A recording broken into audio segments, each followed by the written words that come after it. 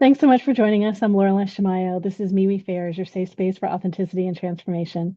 We have events throughout the Pacific Northwest, many online, and today is our online panel series. We have topics at the different panels, and today's theme is Spiritual Awakening 101. I'm awake, now what? This is a panel that got created by Joanna, which is why I'm going to have her share first in just a moment. So we're all together to explore this topic. We're going to be introducing ourselves so you know who all of us are that are on the panel. We're going to talk about the theme, and it's fine to say a little bit about the theme as we go around initially, and then we're going back and do a deep dive after that. And then for you in the audience, you're welcome to ask general questions for free as part of your participation here. You can do that by writing things in the chat to us. And then if you want to ask a personal question, there's an opportunity to do that too. It's sliding scale. I believe it is, I haven't done this in so long, I don't even know, is 20, 24, 28, or $12 for BIPOC folks as a step of making reparations. So we're glad to be able to do this all together. If you ask a personal question, and it can be about the topic, and it can actually be about anything, as long as that we can address it, which we can address just about anything here. You'll get answers from several of us and maybe from all of us. And in exchange for asking the question in public this way, that's how you get the answers from everybody. So thanks so much for being here. We're going to go through and do our introductions, and we'll start off with Joanna, and then Alina, and then Anna, and then we'll have Crystal jump in whenever she gets here, and then Jennifer, and then Echo, and then me. All right, go ahead, Joanna, and you've got take a couple of minutes and tell us like who you are and what you do, and you can say a little bit about the theme, and we'll come back and do a deep dive for all of you. All right, and Crystal's back, so maybe we'll have Joanna, and then I'll have Crystal go. Go ahead, Okay, Joanna. sounds good. All right, I am Joanna. I am a spirit in a human body right now. And I am a healer, an oracle card reader, an animal communicator, and a lifelong learner. I've been focusing on what I call the spiritual fast track the past few years and absorbing a lot, learning a lot, growing a lot. So I have a lot of tips and tricks for everyone because as I was awakening, there wasn't a lot of community available to me. It was really hard for me to find people that were supportive. And I would walk around the house going, am I crazy? Like, I'm talking to spirit guides in my head. Like, is that really normal?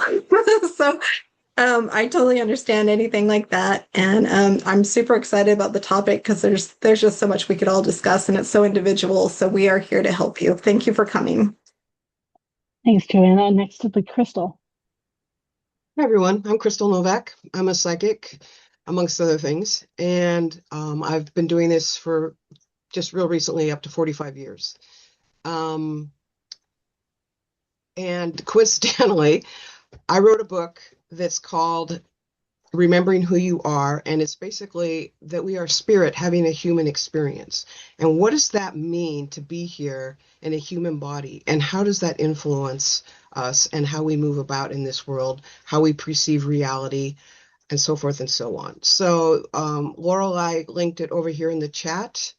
Additionally, if you go to Amazon, you can like look at a sample, which I believe is like the first 5 chapters. So if you want to look at that, check it out. If that calls to you, then you have the option to either get it as a paperback or as a Kindle book. And I wrote it because for the very things that Joanna was just talking about. Why are we here? What are the rules? Where do I find information? How do I trust what's happening? And just all of that, which started me farther onto my path.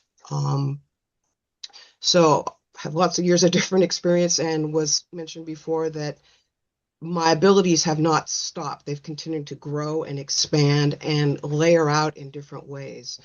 So even though you're just starting, we all got to start someplace. So don't negate wherever you are. And again, you've got a lot of nice resources here to talk to about your experiences and looking forward to sharing with everyone this evening. Thank you. Thanks, Crystal. Next, we'll hear from Alina and then Anna. My name is Alina, and I started out as a crystal healer back in 2015, 11 years ago, and that is when it all began for me. The card reading and the neurographics, they kind of added on to that about 5 years later under COVID when I had nothing better to do with myself. And I sat with my feelings and with my, emotions and everything that I experienced all alone. And all of that kind of came in as help and support and assistance. Um, what For me, it was a much smoother experience, I would say. But again, it hasn't been that long. And I realized that we can talk about, oh, I have over a decade of awakening. And yeah, I just have a little bit over a decade of awakening. Okay, it's not that much, really. And uh, there's always a room to learn and to grow, and there's always how awake is awake, and that's the question that I've been asking myself this whole time. Where is that limit? I don't think there is one, but I think we'll set that for ourselves individually, and whatever helps me to on that path on that development, whether it's crystals, cards, or community, it's all those are all my helping hands, and you know I love the topic. I'm really really curious about the questions that will pop up tonight. Thanks so much, Alina. Next is Anna. Hi, I'm Anna and I do hypnosis. And people often think that it's, look into my eyes and do what you say, but actually it's an art of shifting your state of consciousness. And when I started it because I had an issue. I could not speak properly. I would stutter so terribly, and I was painfully shy. And then I said, I will learn it. I will learn how to change myself.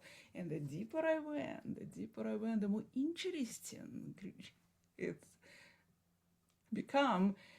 And then I started studying other things. And then I had a moment when all of a sudden I thought, I am a person. I'm a person, I'm alive, I'm a spirit. And I would look around and everything was spiritual. Spiders, rats, people. And now, even though I say that I am a hypnotist, but I don't even know how to call it. We just go inside and we explore and then we shift things. Okay. Great. Thanks so much, Anna. Next, Jennifer. Hello, everyone. I guess my journey started right around 30 years ago, a little longer. Pardon me. And it started for me with the tarot deck and starting to realize all these things that I thought were childhood things, right? Like hearing and seeing fairies and things like this. As I developed those gifts and learned those things, my pathway to all of this ended up being through witchcraft and tarot readings, which leads to liminal spaces and intuitive openings. And it's been an interesting journey.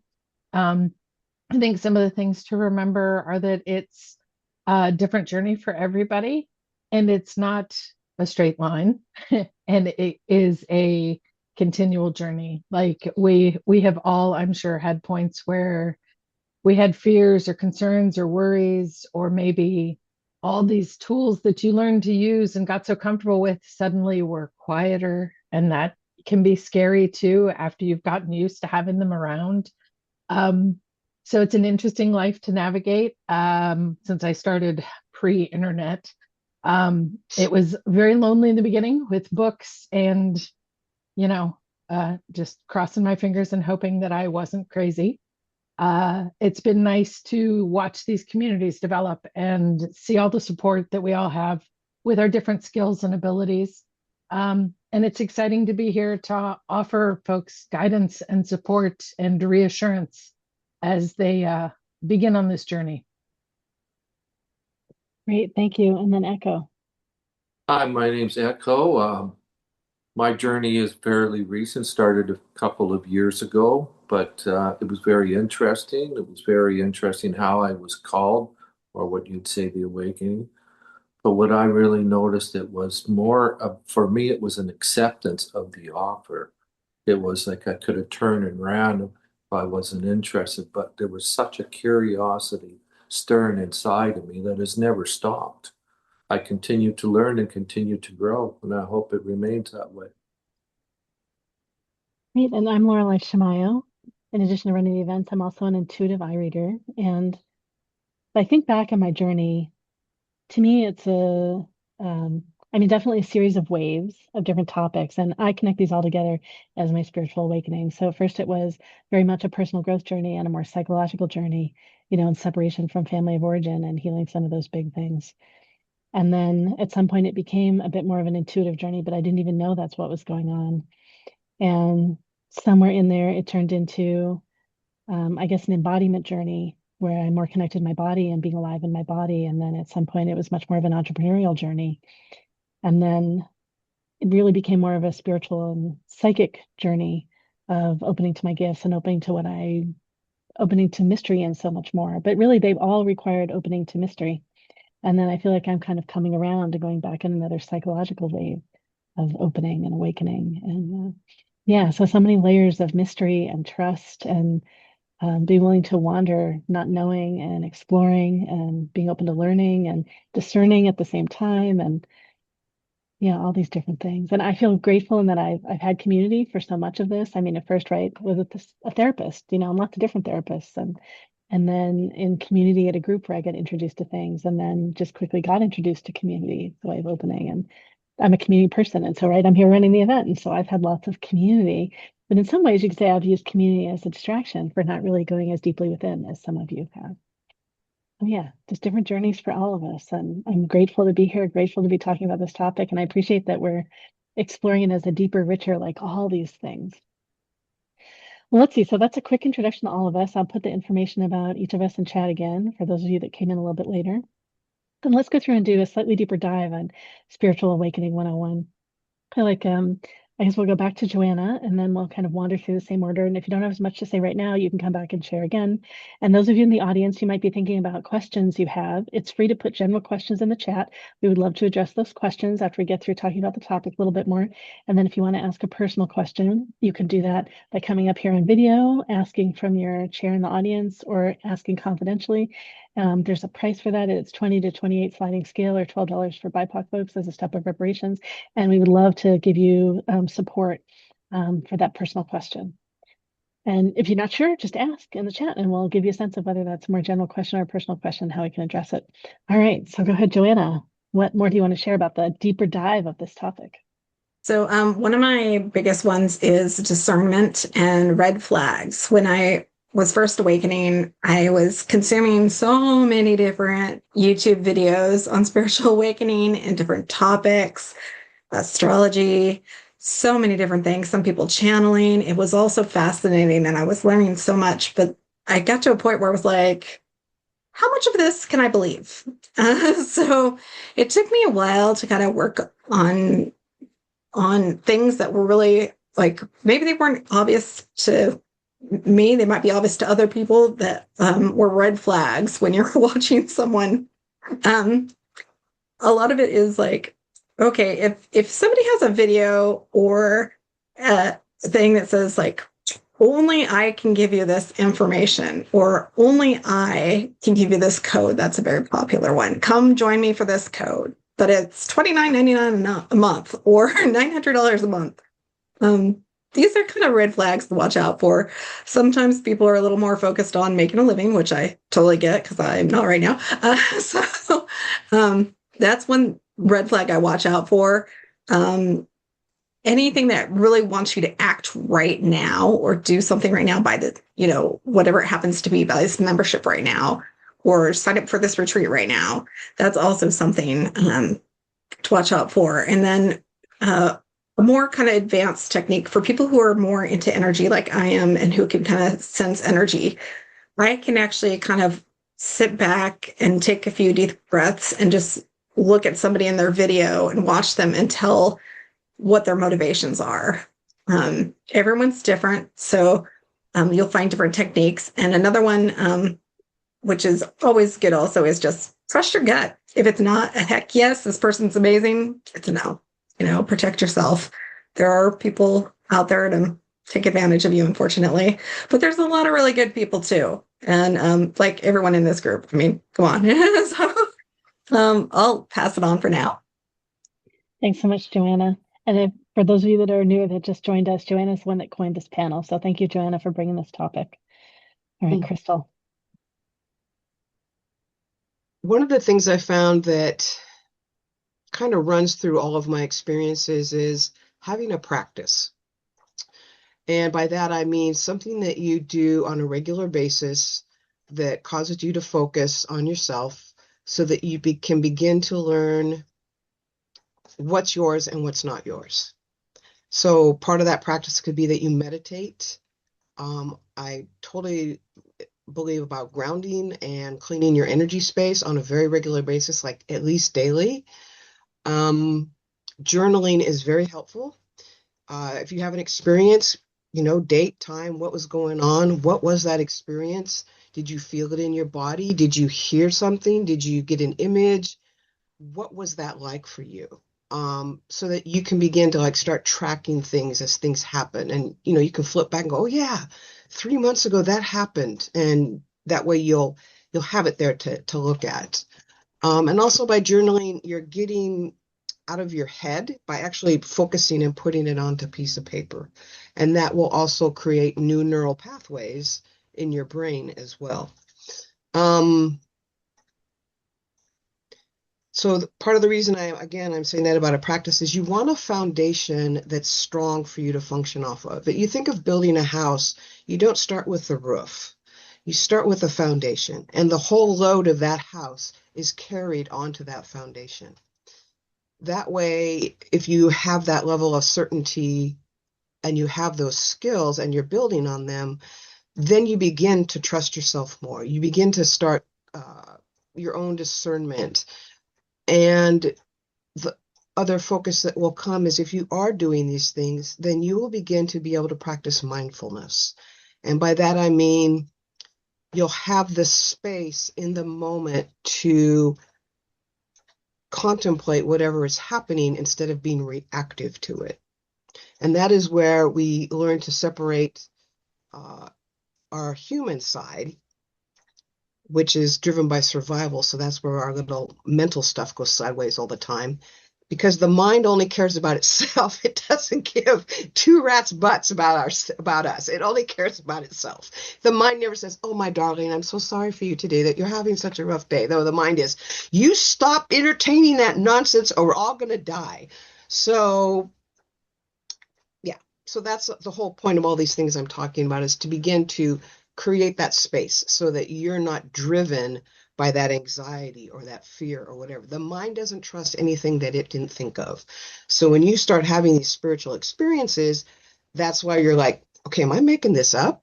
And then we are asking our mind, and the mind is like, oh yeah, that's bad. The devil's going to come for your breakfast. I mean, it's all this stuff, So again, highly encourage you to be diligent and have that focus. Now, I'm not saying it's easy peasy, because it's not. It's building a new practice. But I will tell you, after all the years that I've been doing this, it will create a huge difference in how you walk your path and how your gifts unfold for you. So enough of me hogging the spotlight for right now. Thank you. That's great. You're getting laughs there in the audience. Thanks, Crystal. Next is Alina. For me, as I was listening to Joanna and Crystal, and I'm like, what was the stumbling, or those underwater rocks for me? Number one, because I started with crystal healing, it was hoarding crystals. Okay. It's gotten to the point that I now joke that I told my husband that all my rocks fit into a box, and he asked me to please stop calling our house a box. So,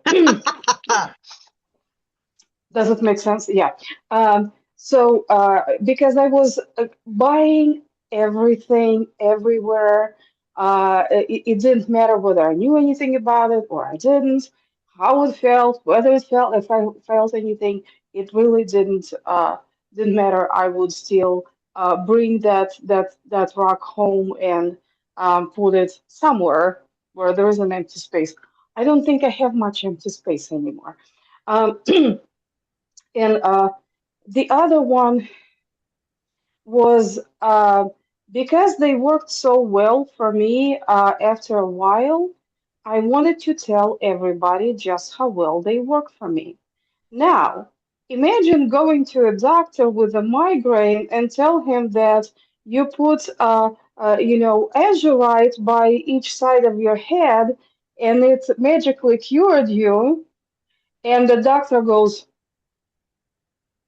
they give you a face, obviously. You want to tell everybody just how wonderful whatever you're experiencing is, um, without minding a whole lot of other things, because your experience is yours. And, you know, someone else's experience may be very, very, very different. Which kind of leads me to a two and a half of that. It's a golden calf syndrome. And that's where, we are taught that a certain thing can do no harm. Um, yes, it can. Um, and it's becoming a point of conflict for some because when I started talking about side effects of crystal healing, I got a lot of backlash about it. And I said, but this is how it worked or didn't for me. And I even found some evidence in literature on that. I had to dig really deep and pick out the little things out of the books because nobody ever talked about that in just one sitting. But that was on the one hand, yeah, you feel like a crusader trying to shout about it off the rooftops. On the other hand, there are things that people either don't feel or they experience very, very differently, and they don't like it. Okay, so that's that was kind of like my learning curve, I guess, on some level that maybe let people experience it for themselves before you push something or try to push something on them, you know. And yeah, don't talk to doctor about Azurite anymore. That's one thing that I had to make a mental note about. Yeah. Right. So this would be discerning about who we talk with and how much we share and what we share. We're all so excited in the beginning, right? Or a lot of us so excited in the beginning that, yeah, it's bubbling over. Right. Anna's next. So if you imagine that you are a spirit and you have to come here, you have to learn how to be a person. And spirits cannot program you. People are doing it. And it could be a lovely childhood. You could be like loved and adored. It could be a harsh childhood, but you have to learn how to be a person. And I imagine, at least this is kind of insight that I had, that there are people for whom the whole spiritual purpose is to just be a person. Just never learn that you are a spirit. The whole point. You cannot cheat. You have to live in this body and then discover, oh, I learned this. But I feel myself so fortunate that I had this terrible problem and I would go to doctor after doctor, but my speech would be blocked completely. It would take me a long time to just say a sentence. So I was out of my mind. Like, I have to solve it. And because I kept getting improvement, and then I would go back to stuttering, getting improvement, and I had to dig deeper, and I have to remove more and more of this programming and release and remove all of this until like,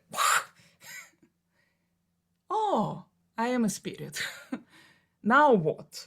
Now what? And the challenge is, because you cannot just be like, I am now so spiritual. I know things. I can talk to spirits, I can talk to gods. And you, like people who don't know anything. No, we are all equal. We are all spirits.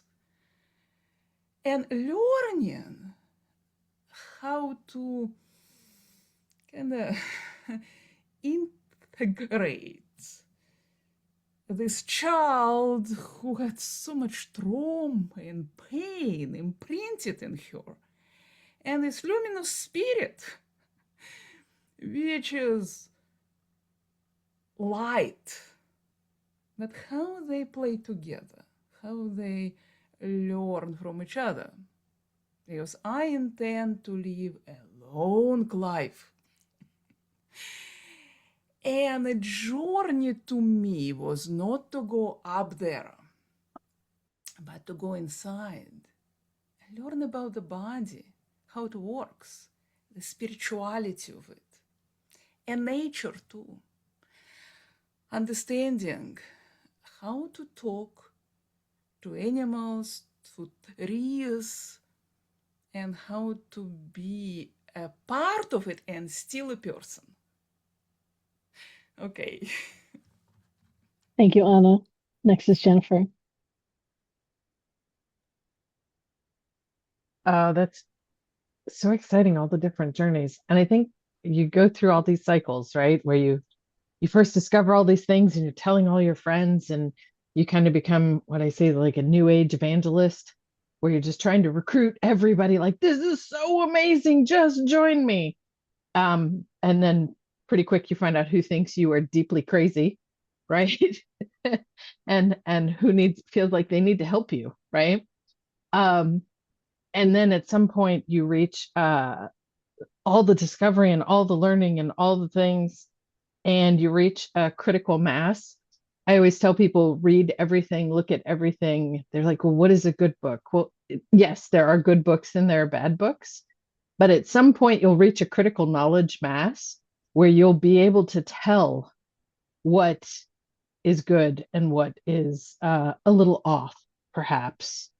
And then there's a point in your journey where I'm on this path and you're talking about that path, and that's not really my path, or I don't understand that, or I can't really see that.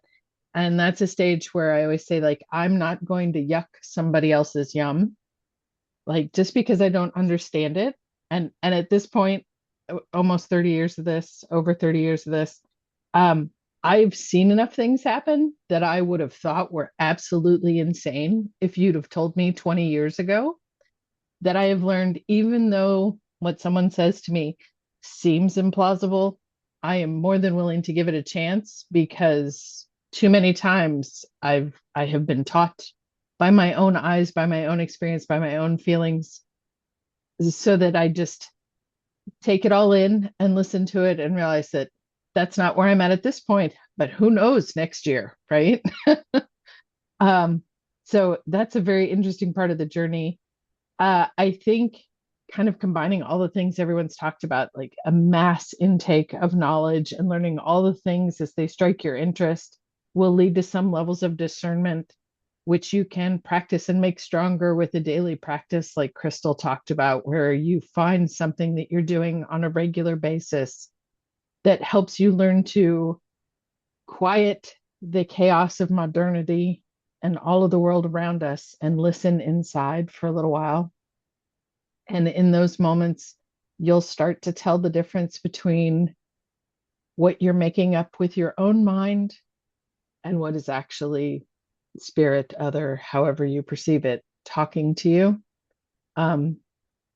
That's a point that can take a lot of work to get to. Some folks are lucky enough, like that's their gift. They know the minute they're there. I'm envious because it took me some practice and some time to get there where I could discern my own wants, I guess, that I made up in my mind from what was actually spirit talking and actually other talking, um, which was fun. And then once you've learned your discernment, your intuition, um, learning to trust it, right? Just do the thing. When the voice comes to your head, when the feeling comes to you in the sense, that can be its own next challenge a lot of times. So to not ignore all the things that are coming into us as we take on this path and do the things, which is part of what a great community like this can help you kind of pull apart the things that you're feeling and seeing, sensing, and get some truthful answers. And they would ask you questions in a non-judgmental but investigative way, unlike your Aunt Betty, who might have some judgment with her questions. So.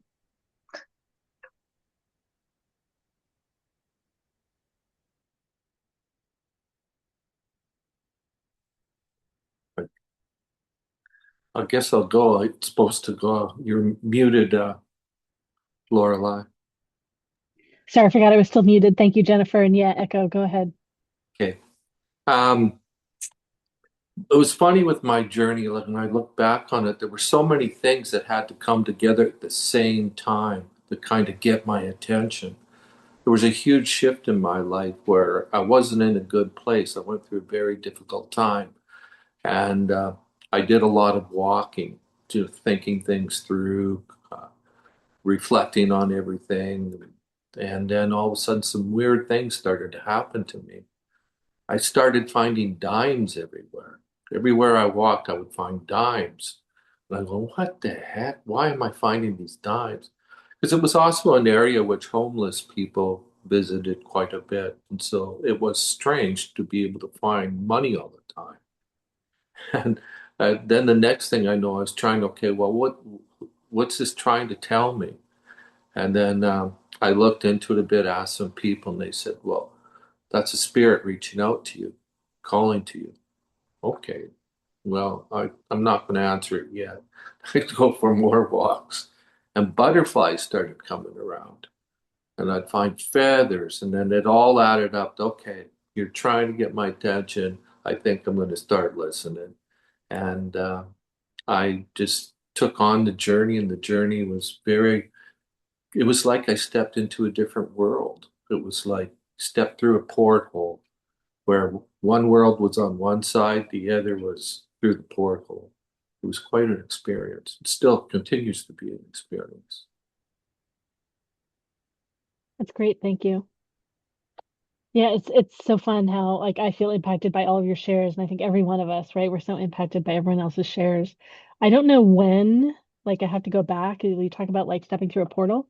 I know that there was a stage when a whole lot of life on this plane was fascinating to me, and it's what I did with a lot of my extra time. And then at some point that all shifted, and all this is what I did with my extra time. Like this became why I was here and what I was doing. And, I did the other things so that I could do this with all my time and my energy. And yeah, I'm just thinking about all the different stories I've heard from different people and different openings. And yeah, I feel like maybe I don't have as much extra to share at the moment. Let me see if there's anything else that I want to say. I guess maybe it's we've said some of this too. Everyone's journey is different. If you get interested in things at some time and for a while, and then that shifts and changes, and you have a focus and an interest somewhere else, that's all fine. If I practice for a while and then that practice pauses, a new practice emerges. Sometimes things appear that you don't know are practices. Like really one of my early spiritual experiences was throwing pottery on the potter's wheel. I felt a calling to that I didn't understand. And, in hindsight, it's past life coming through. And then the process of throwing on the wheel to throw well, it is just such meditation. So I pick things up in weird ways, like sensitive awareness, right? I had to be so present and so aware in any way that for those of you that haven't thrown, like if my attention wavers at all, it just shows up in a wobbly pot and it gets really obvious. Like it's just so there. So obviously some of you know some things about clay. And yeah, so just I think we all have different experiences in life or different people that we're around that really um, they're sensitive to whatever's happening for us and really help us feel and see and be aware of what's going on and what's not going on. And, yeah, the opportunity is to be grateful for it, even while we might occasionally swear at these opportunities when they show up. All right, well, let's see. So I want to mention again, we are open for general questions. If anyone has any general questions, you're welcome to put them in the chat. I don't think I've seen any yet. So if anyone has any of those, that's great. And if you want to ask a personal question of the panel, we are very excited to answer a personal question. It might have to do with your awakening journey, a way that you're stuck or wanting to see what's next, or just a way that you don't trust your journey, anything like that. And we're very happy to do that. There's a small price to pay to do that. And as I mentioned before, I'll say it again, you have the choice of coming up here on video with us, and then you'll be video recorded as well as audio recorded, and you'll be in a YouTube recording. And you can also ask from your chair, and you can also write questions anonymously to me in chat, and we can do a whole personal question anonymously. That's an option. I saw someone there had their hand up for a second. Did you have something general that you wanted to share it? I guess if you have something general that you want to share to the theme too, that's all fine. I know we've got all kinds of different people here in the audience. It's fun coming all together to do this. I saw you, maybe it was a mistake that you raised your hand, who knows? And practitioners, there's anything else on the panel, there's anything else you want to share about this theme, please feel free. Or if you have a question you want us to address, go ahead, Anna. So I want to share since you started talking about it. I started creating clay creatures. This is one of them. And I did not think that I had any talents, just started making them.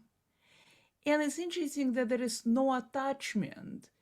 If they are cool and beautiful, good. If they are just like, oh, it's a funny pig, no attachment, I just create them. They flow through me. It's so interesting.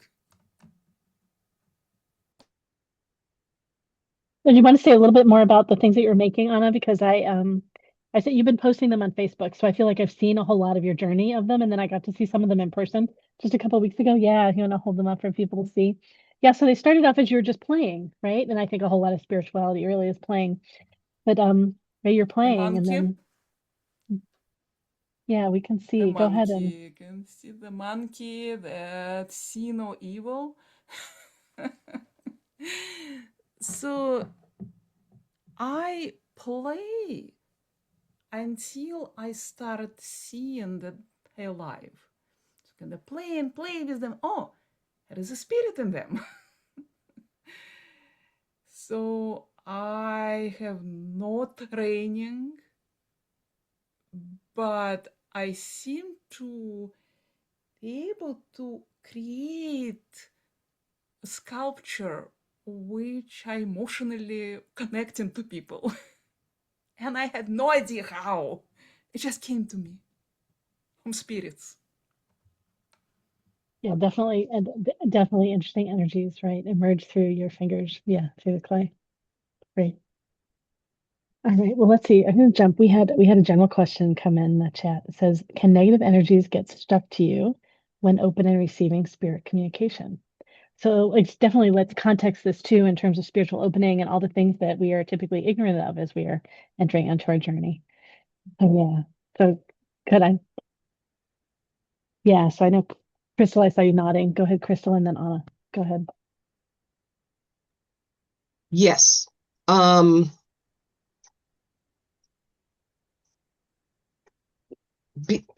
beginning to tell if it's a negative energy that's interfering with you or not.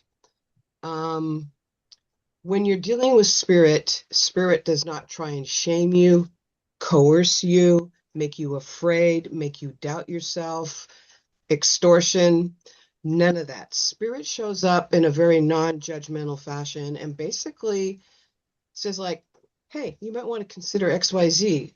And then they let you decide if you want to consider XYZ. One of the ones I always was butting heads with was like, I'd go out to my car and get ready to go someplace, and I hear this, you're going to want to go back in the house and grab that one thing. And I'm like, come on, I'm already in my car. I'm ready to go. I've got my mind over. Like, all right, whatever. And I get to the place where I'm going, I'm like, damn it. Okay. So when we're new to this whole process, yes, negative energy can want to come in and try and take over. If you feel so you're doing an interaction with, like you said, you're opening to a communication. If you feel icky afterwards or not clean or like that didn't feed you, it kind of drained you, working with spirit will feed you. You will feel positive interaction. It doesn't mean that you don't sometimes like have to work on stuff, but it'll be a positive support. Negative energy wants to keep you down in the mental so that you stay trapped in fear and anxiety, anger, all the lower vibrational emotions, because then they feed on that. So again, learning how to meditate and then cleaning yourself energetically. Once you've done that, then you're sitting in this little bubble, and that's a shield. You can shield yourself at any time. You can energetically clean where you live. Especially if you work in an environment that's like a hospital or something where there's a lot of high emotional stuff happening, or you're a therapist, you want to cleanse like after every patient or client that you've worked with. You want to think about that every time you get a chance to like get a few minutes for yourself to make sure that you're not having energy in your space that doesn't belong to you. And spirit will never ask you to hurt yourself. I've worked with people that said, well, they told me that I need to stop doing this. And I'm like, you do realize that's going to kill you if you go play on the freeway, that kind of a thing. So that's where the discernment begins to come from. And that's where we have to remember that we are sovereign in our own body. This is ours. It belongs to us. It's our life. It's our path. Nobody else walks it for us. It's not possible. So if you feel like, especially like you're getting dogged by some kind of negative energy, then if you know a practitioner that you respect their work, you can say, hey, is there something with me? And ask them to help you to clear it off if you don't feel like you can do it yourself. Yeah. Thanks. That's great. Thanks, Crystal. Anna. So it's how important to understand that as your own energy becomes cleaner and more juicy, more powerful, more like delicious, there are spirits that will say, oh, I love it. I love this energy. I want to come inside and have it. So it's so important to learn first to feel your own energy. It's just like in your own house. You go around and you see, okay, nobody here. I'm alone. And oh, the window is open. Or something is different. And you check. So you have to know your own energy. And you have to know how to protect yourself. How to put on a shield. Every time you open up, you decide who can enter. You specify only good energy will enter. And it's a skill and a practice. I'd say it's great. The model of the house is really wonderful because we generally all know how to protect our house. We understand about the idea of a door, and then we get to choose if we open it, to whom we open it, how far we open it, and all those kinds of things, right? We might choose to have a screen on the window so the bugs don't come in. Oh yeah, this is great. All right, we've got Jennifer and then Joanna. Go ahead, Jennifer. Okay. I always think of it like when you start to awaken and you start to undertake some of these practices, I tell folks it's like you've lit a candle in the darkness. And then all of the things can see you. And 90% of those things, right, are your spirit guides and your higher beings and a lot of good stuff that'll come to you. But there are some things that are less likable, let's say. And you will, when you learn to kind of take a breath and center yourself and see, just like Crystal said, how does it feel? Does it feel okay and warm and happy? Is this a friend I would want to be with? Or am I kind of like, oh, what are you doing? What are you talking about? Check in with your gut, check in with your heart, see how it feels against your skin as you're doing these things. Take the time when you're doing anything. Your spiritual work doesn't have to be a big hurry. You have time to take a moment and take a breath and count to 3 and really check in with, how does this feel? How does this serve me? What does this really mean? Your true guides, just like Crystal said, they will give you suggestions and then they will let you make a mess of it all and then show up again and be like, just one more time. By the way, maybe you should.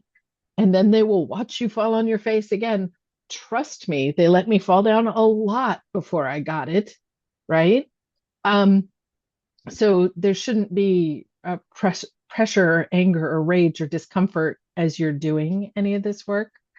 Having a daily practice to clean. And you can always start, like the simplest way is literally while you're showering and bathing. Take a moment to be intentional and not only see the dirt of the day go away, but to feel the energetic bad things wash away and visualize them rinsing right down the drain and going away from you. And that's some of the simplest way to start on a journey to learn to do spiritual cleansing along with, physical cleansing. And then the same thing with having a shield daily. It is something that takes some time and some practice in the beginning. It takes some time to learn how to have your shield a little bit permeable, because we still want to be able to sense the people we love and care for. We don't want to live in a little personal cave, because you can feel very alone in a room full of loving family if you've shielded yourself so hard all the time. And it's something that takes practice. That's why so much of this is a practice.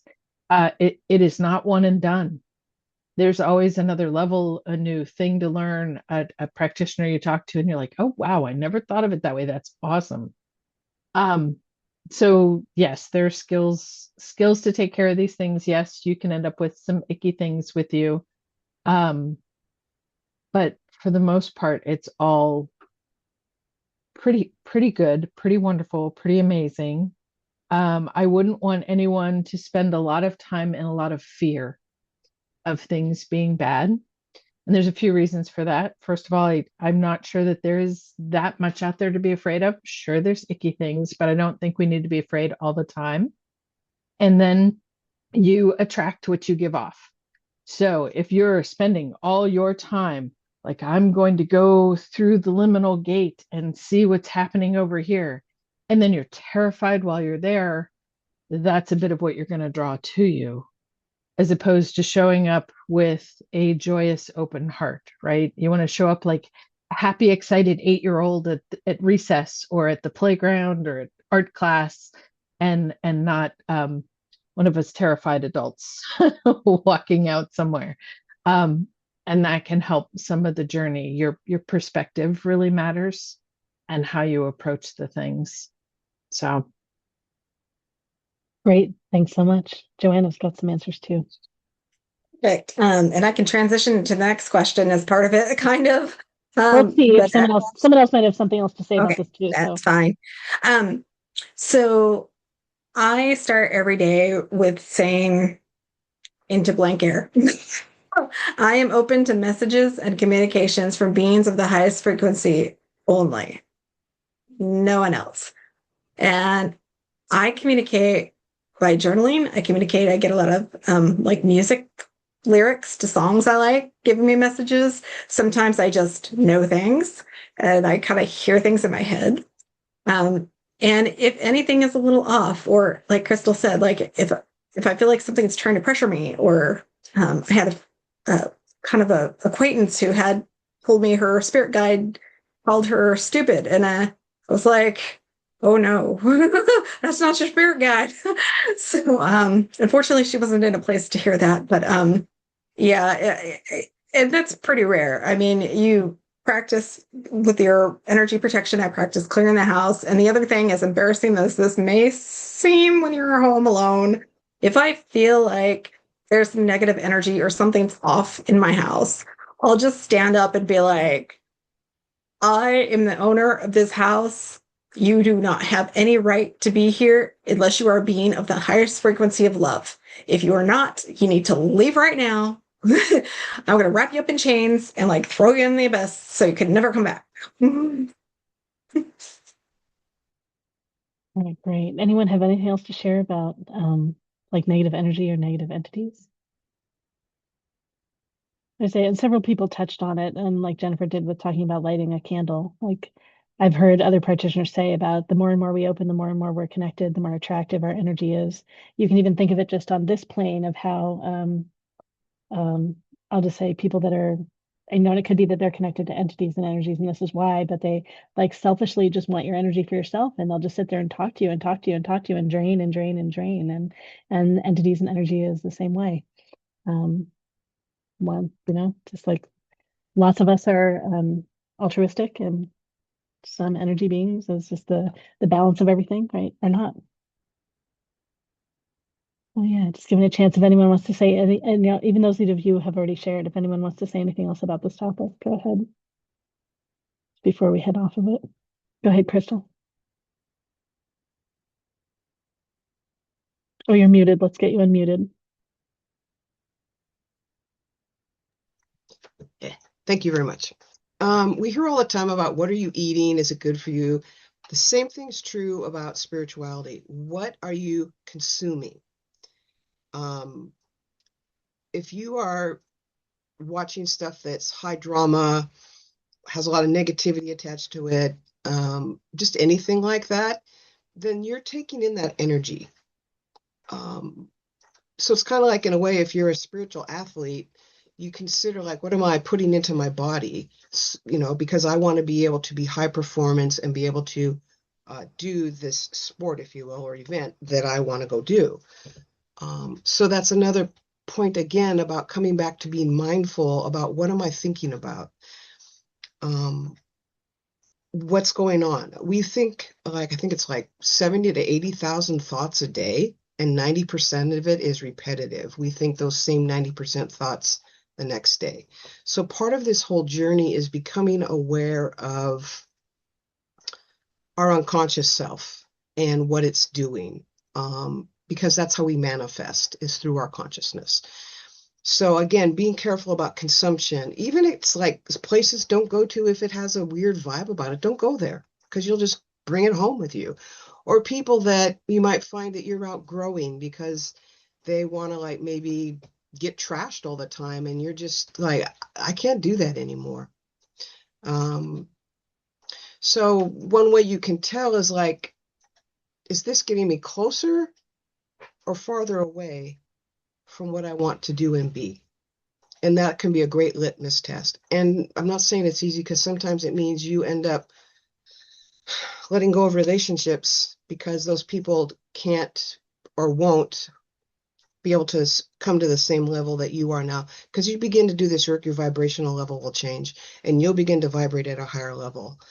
And it impacts everyone else around us. So those people who are on board with change, then they're going to like dig that vibration.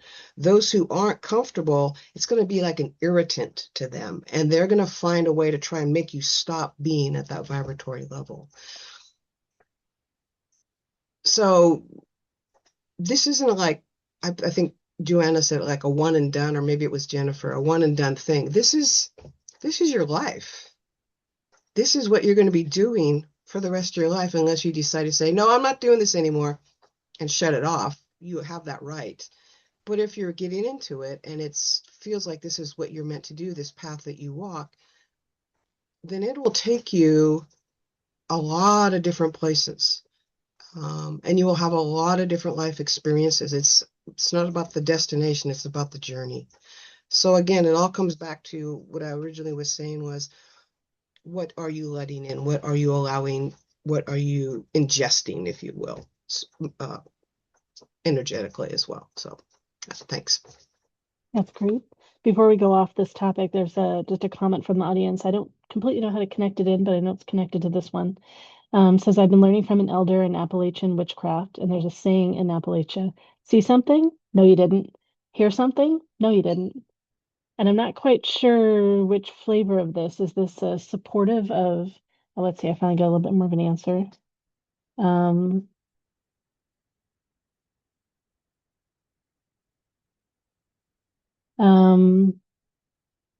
so it says ignore, ignore, ignore.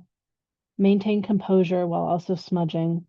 If you acknowledge that you see it, it knows and will stick around. So I'm going to make up, maybe some of it is like, if you sense that something is not so good, the more attention you put on it, like maybe the more it hangs Right. out. And so moving away from the things that maybe are not supportive or you don't want to be with, trying to see how this, yeah, there might be other layers of that go ahead, Crystal, if you have something you want to ask or share. When we decide to work with someone, in this particular instance, this person says Appalachian witchcraft, that person has a consciousness that they hold, and they filter their reality through that consciousness. It's like certain tribes believe, like one tribe believes that if you see an owl, that's a sign of death, and another tribe will think, no, that's a sign of wisdom. So if you embrace somebody's practices, then you are embracing the level of consciousness of their belief system, of how they perceive these things and how they practice these things. You might learn a lot from this person, and then you just might decide, you know what? This is not my jam. It's not bad or good. It's just not a good fit for me. It's like going and trying on 3 different shirts in the dressing room, and you go, I don't like these 2, but this one I really like. There's nothing wrong with those other 2 shirts. They're just not a good fit for you. So again, we're coming back to discernment. If you're hearing something and it doesn't jive, then it's like, okay, this is not for me. Thank you. Off you go. You end up making your own big crazy quilt. If it resonates, put it in the quilt. If it doesn't, then let it go. Thanks. Okay, great. And Jennifer's got something else to share. Go ahead. Yeah, I'm wondering if it's a little bit like the lit candle thing I was talking about. Once you've opened yourself up, you'll start to see a lot more. At one point, my family, we were on a vacation in a national park. We're staying in these cabins. It's really great. There were spirits everywhere. There was so much going on. None of the rest of my family reacted, and none of the spirits reacted to me.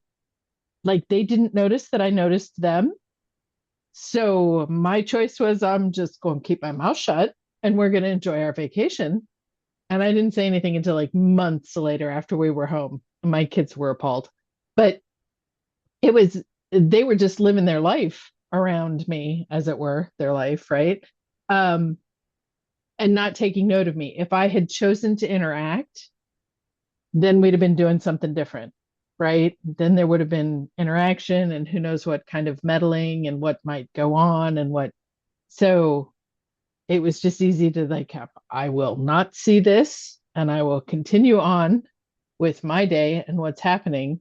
And it was an interesting experience to sort of take that stance. But I can see that. And I can see also, like Crystal or Lorelei was saying, You don't want to feed something with bad intent. So Appalachia has a lot of icky things running around in the woods. And so if you give it your direct focus and your energy and your intent, then it starts to interact more and it will feed off that energy and it will build. So, yeah. Great, great. And let me just see, I've got one more comment, and then I know Anna's got something to share. The Appalachian Mountains are the oldest in the world. There are all kinds of stories about the things that go on in the Appalachian region. Well, yeah, it's definitely old with lots of history. All right, great. Anna. So I just want to say that since we are supposed to be people, right? And you start seeing something. I sometimes talk to people, and if they are not clients, like I don't have any healing connection to them, and if I see something, I just no, I don't. If something comes in, no, because it's just like peeping Tom, or peeking and oh, look at this, look at this. And so I learned to, if I am among people, to close it, just don't see. It's easier. I didn't quite follow if you're around people that are. If it's if I am like if I have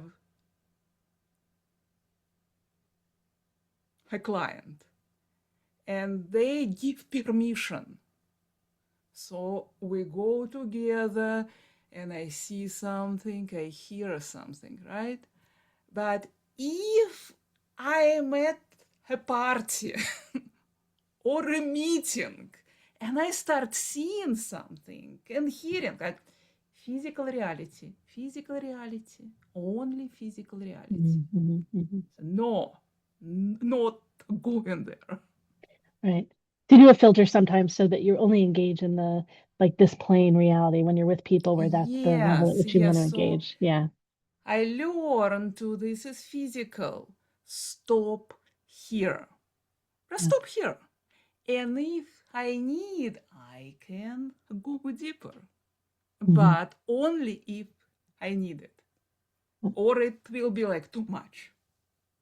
And I may see something that I should not see. Great, great. All right, great. Well, let's see. So, does anyone have any more comments on this one? Because if not, we're going to transition. Okay, great. We were just talking about negative energy entities. So let's see. So we had another general question come in. I want to just mention it, and then we're going to go to a personal question, and then we'll come back to the general question if we don't have more personal questions right now. Just so we all know. So we're just thinking about this for after. What are some examples of daily practices? Of our daily practices, what have we found most important in those, and what has stuck with us the longest? Just getting an idea of that. And then, oh, and the person that asked that question, by the way, said thank you so much. So yeah, so about personal practices, and then what's been so important and what's stuck with us the most. So that's a general question that we'll get back to in a little bit. Meanwhile, we had a personal question come in, and I should say, if you want to ask a personal question, we do request that you pay first, and then please let me know that you've paid so we can get you in line. And I'm the person that, oh, Echo, did you want to say something about the first question about the entity's energy? Because we're not going to talk about the practices yet. Yeah, it's okay. Yeah, so if you could just pause and hold on that one, but we will get there. So the person that paid to ask a question, did you want to go on video and come up here? What did you want to do? I think so. All right, great. I'm bringing you up. All right, Anissa. Hello, everyone. Can you What hear is me? your We can. What is your question today? And I want to say too, we said earlier, like the questions can have to do the theme. They might not have to do the theme. They might tangentially have to do the theme. We're great with everything. Yeah, it's Go going to ahead. be kind of a rambling thing, so I hope you can make sense of it. I am a practitioner myself and go through periods of extreme doubt in my abilities and gifts. And I'm going through one of those periods right now very heavily where it's like, oh, I just should stop. Why am I even bothering with this? Why am I even advertising that I'm taking clients? Because the doubt's just so strong. And I've been journaling and trying to meditate more. So those are active things that I've tried to do to help. But I was just curious if there's any other guidance or insight that could be offered. I've done the thing of like reading past reviews that are positive to try to like amp up your ego, even though ego's bad. Not ego. Well, hopefully you understand what I'm saying, trying to amp up your confidence. So yeah, just any guidance or insight that you have with that, because it does tend to shift when my mental health shifts too, and I am kind of in a low with my mental health. So I understand that that could be complementing it in a negative way. But yeah, hopefully you can pick out something that resonates with you to provide an answer to. Yeah, I think that's great. That's great. You are a practitioner, so you happen to see it show up in terms of your practice. And I think everybody's like waves of ups and downs and more confidence with ourselves and more doubt about ourselves and our journey. And yeah, so great, great general question in that way and great practical application for you and the personal. Yeah, yeah, and thanks for all the things that you're already doing. All right, we've got a bunch of people that already have their hands up in line. Let's see, we've got it's Jennifer, Alina, Anna, Joanna. So yeah, go ahead and let's see. In terms of timing, go ahead and take about 3 minutes, and I'll let you know when you get to your 3 minutes. It's fine to complete up where you are, and we've got time today. So then, and we'll come back if there's more that you want to share. All right, so go ahead, Jennifer, first. Hello. I would say one of the great things that I tell folks when they start to doubt their intuition and doubt what spirit is telling them is to get one of those little memo books and keep it in your pocket with a little pen. And then whenever you have an intuition ding, when you hear something, you know, write down a little bit about what it is and then what your choice is. Not, you could follow it, you could not follow it. And then at the end of each day, you can review the list. And did the choices you make that match your intuition lead to good things so that you can believe your intuition more? Or when you chose things that did not match your intuition, did that lead to something that was bad or something that was good? It starts to give you verification on the intuition that you're hearing. Or if you're misinterpreting what you're hearing, it'll give you a new way to look at it. So maybe you interpreted that bird that flew by the red bush, and you thought that was a no to the question you were asking, and you chose to answer the no, and then you see that no, that isn't what it meant.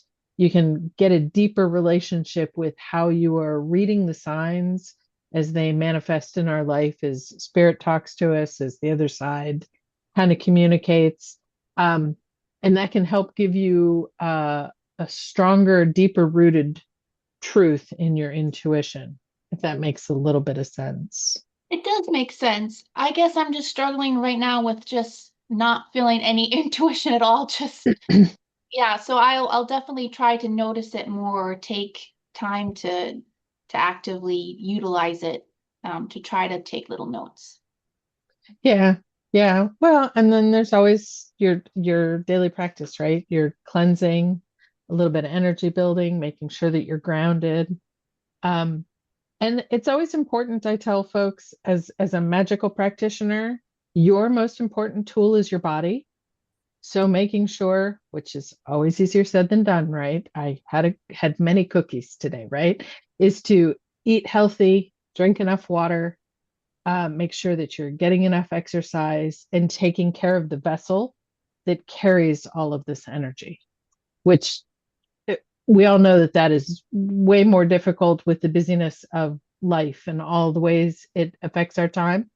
But sometimes it can help to focus a little bit on that and see, okay, how am I treating my most important tool in this experience as I move forward? And sometimes that can help too. And that shift in focus might help you. Sometimes what we're staring at so hard makes it, the watch pot never boils. Like you're trying so hard to make it happen, it's not going to happen. So if you're like, okay, in the interest of making this happen, I'm going to make sure I have 3 healthy meals today. I'm going to make sure that I take a walk outside and touch a tree and walk in the grass and do these things. And I'm going to make sure I go to bed on time. Mhm. And sometimes doing that a few times can also help. Okay. So Thank you so much. you're welcome. Great. I want to mention before the next person goes, of course, you brought in another testimonial in the chat just for you. Daniel shared. Well, Oh, I'll just say it. Anissa has been my reader of choice for the years I've been around MeWe events. Reader of choice. So yeah, I agree with him. You're great. All right. We've got Alina, Anna, Joanna, Crystal, and Echo. And I'll say just Anissa before I get around to I'll take a turn at the end too. Part of the journey is to not make yourself wrong for where you are. So hearing that testimonial, not taking that and making you wrong. All right, Okay. Anna.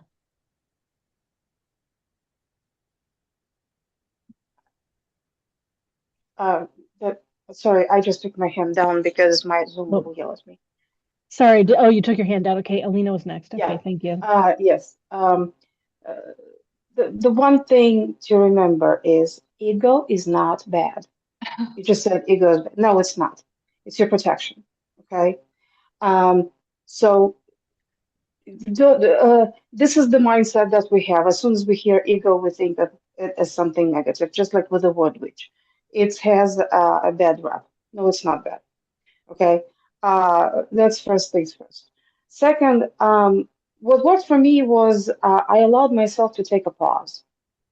When I felt absolutely nothing, there was no stamina, there was no desire to practice anything, there was nothing there. I just took a pause. You know, um, we get tired.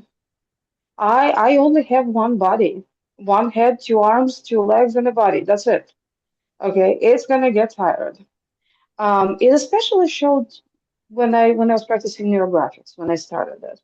At first it was like I could draw 3, 4 pictures in one day, down to the point that my mentor said, "Ah, stop. You gotta slow it down. You'll wear yourself out." And I was like an Energizer bunny. I just couldn't. And at some point, I've done so much that I felt like I don't even want to hold the marker in my hands, let alone draw something, meaningful. Um, and I even was asked by a couple of people, I haven't seen you with a marker and a paper in a while. What happened? And I just honestly said, I'm taking a pause. I am allowed to take a break. Okay? It's my federal right. Thank you very much. I'm taking a break. So it's okay to pause. It's okay to stop and let yourself recenter and reground.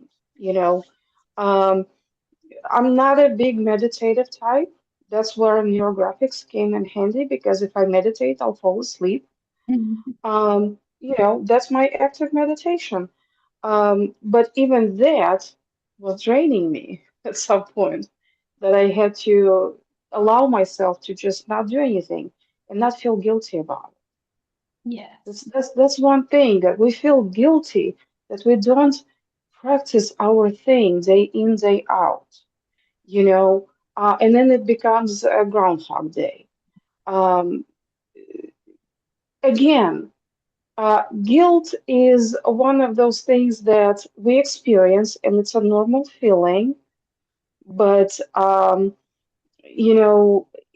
don't know how much place it has here.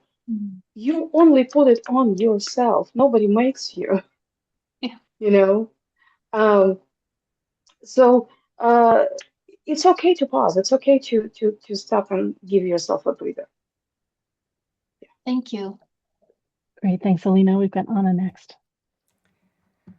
So when you are on a spiritual uh,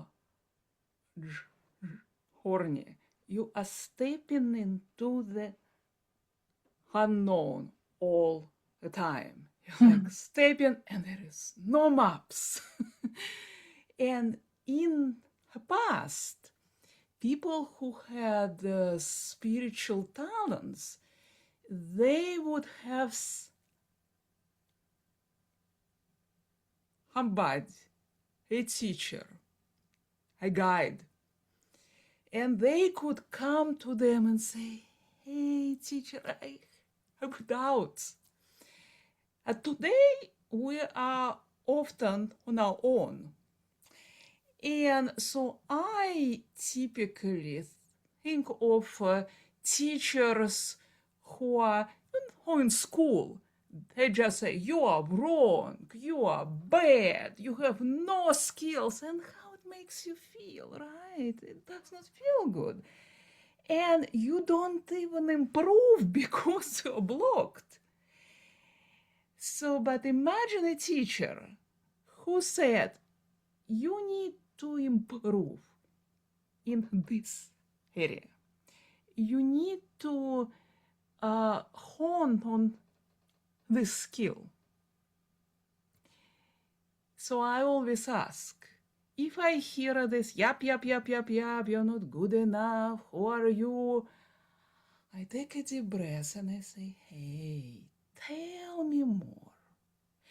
Where specifically I need to change something?" And if they keep yap, I say, "You are not a good teacher. Go away." Because when we go into the state, when we are tense, when we feel I'm not good enough, we are not in our spirit. We are in this purse energy with all the programming. So just ask.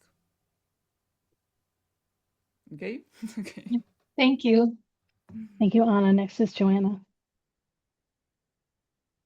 So I think you're my twin. I too struggle with self-doubt and confidence. I too can be exactly where you're at. I can sense it, like your energy level and stuff, and how you kind of get bogged down. And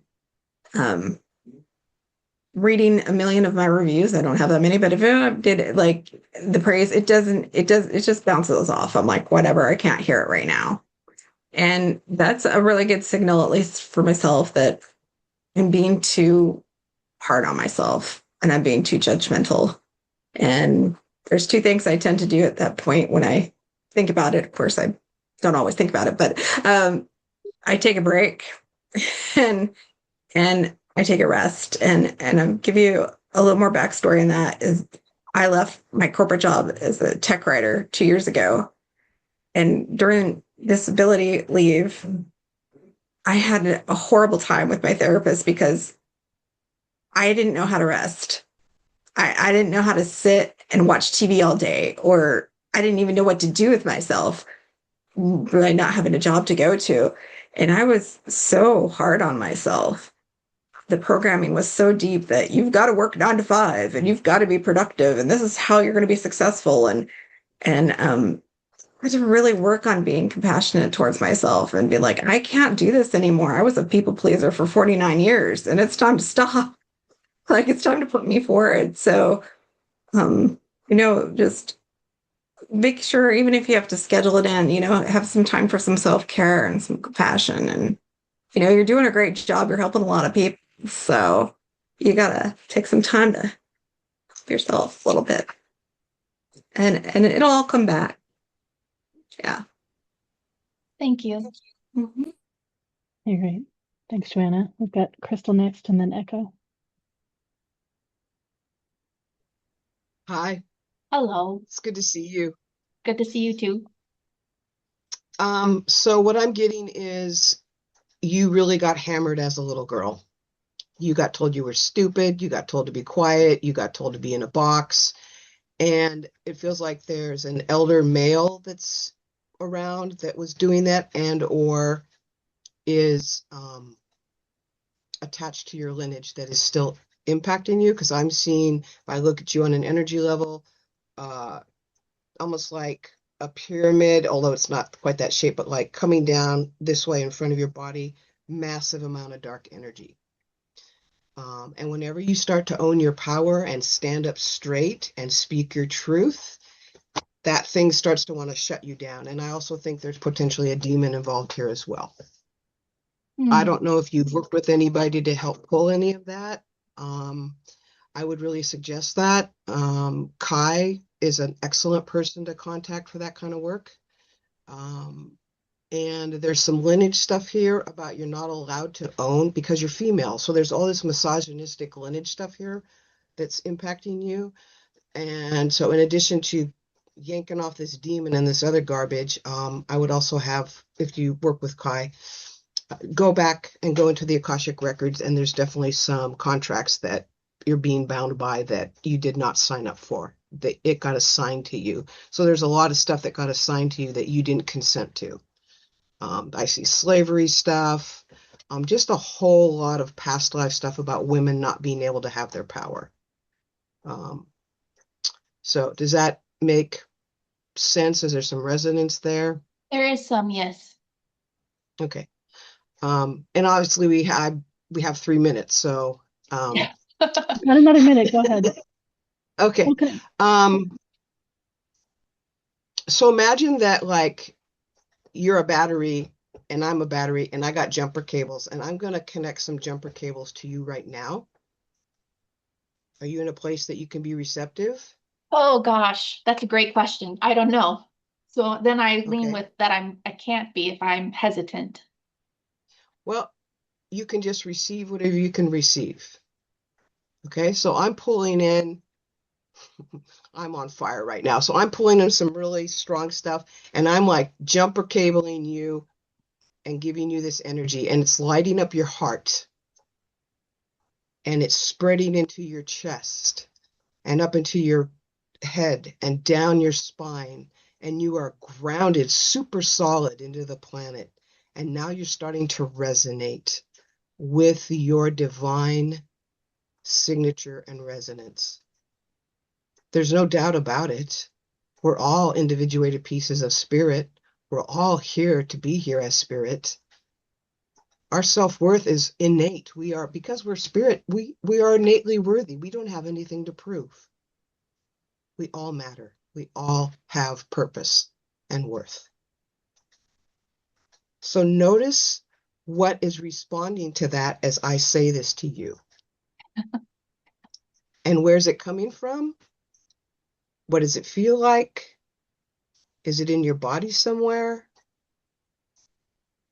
And what's stopping you from believing that? What would it mean if what would it mean if you were worthy? Mhm.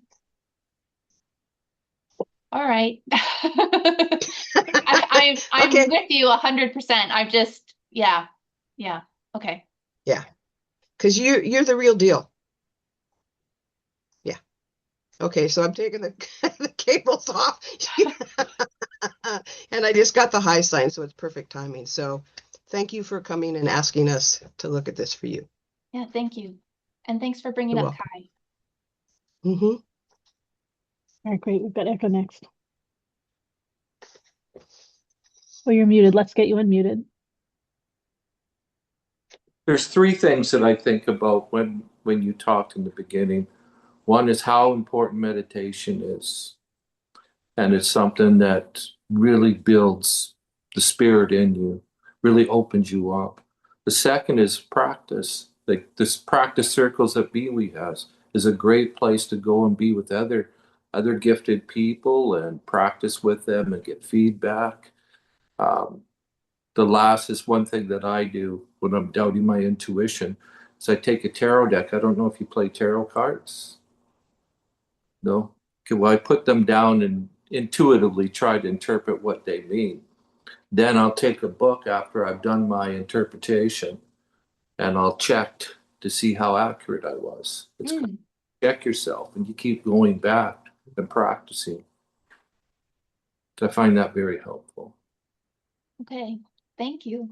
Yeah, part of what I loved is as Echo was sharing, your dog just came up in the corner So Oh your yeah, dog is appearing in the corner right there.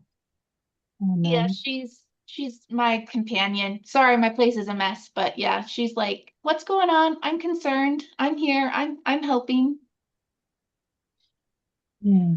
So part of what I wanted to connect up with what Crystal was sharing for me is, let me just time myself too, is I know that you lost your father when you were young, Yep. and I think it's because of a bunch of the things that Crystal was saying, that's what set you up to take on that it was your fault. And so there's just been so much of your life of like interpreting things as your fault or like what's your part or what should you have done differently, and just so much looking inwards of how you need to change or how you're not worthy, like some of the themes that people were sharing. And there may have been things that came up earlier besides him when he left.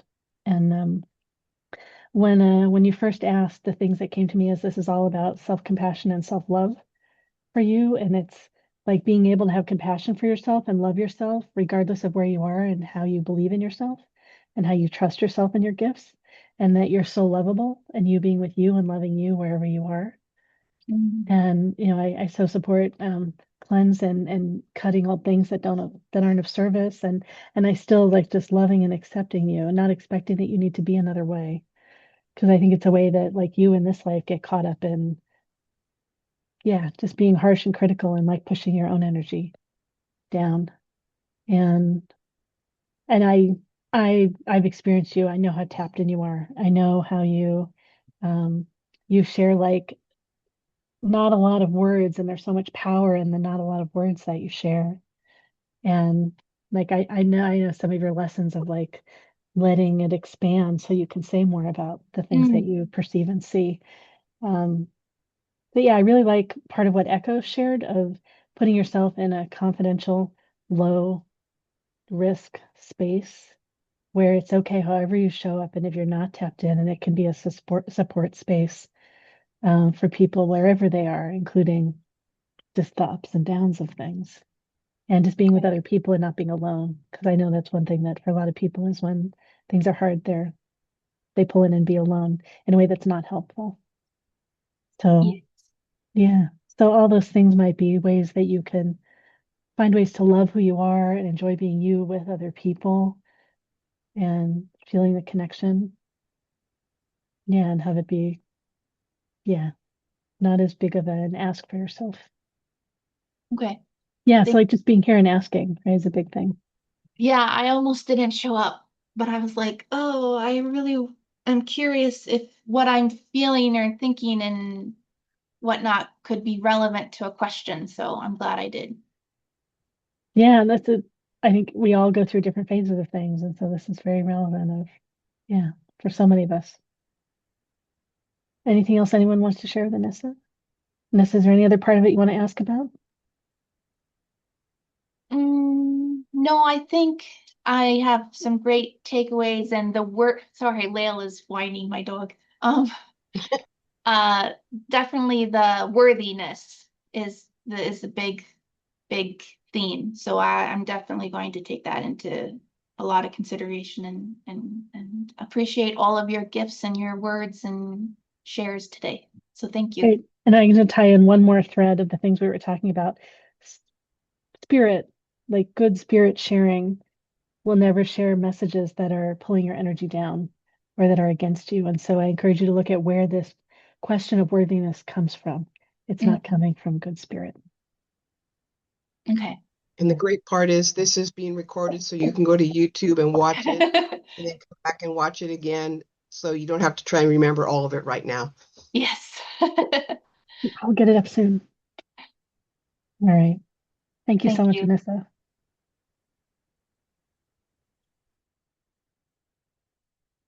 All right, great.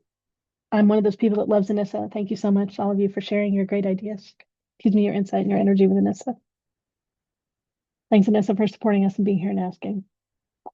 All right. Unless someone else has a personal question, I'm checking. I am. Okay, great. We're on to our general question that we had, and I'll put the basic information in the chat again, too.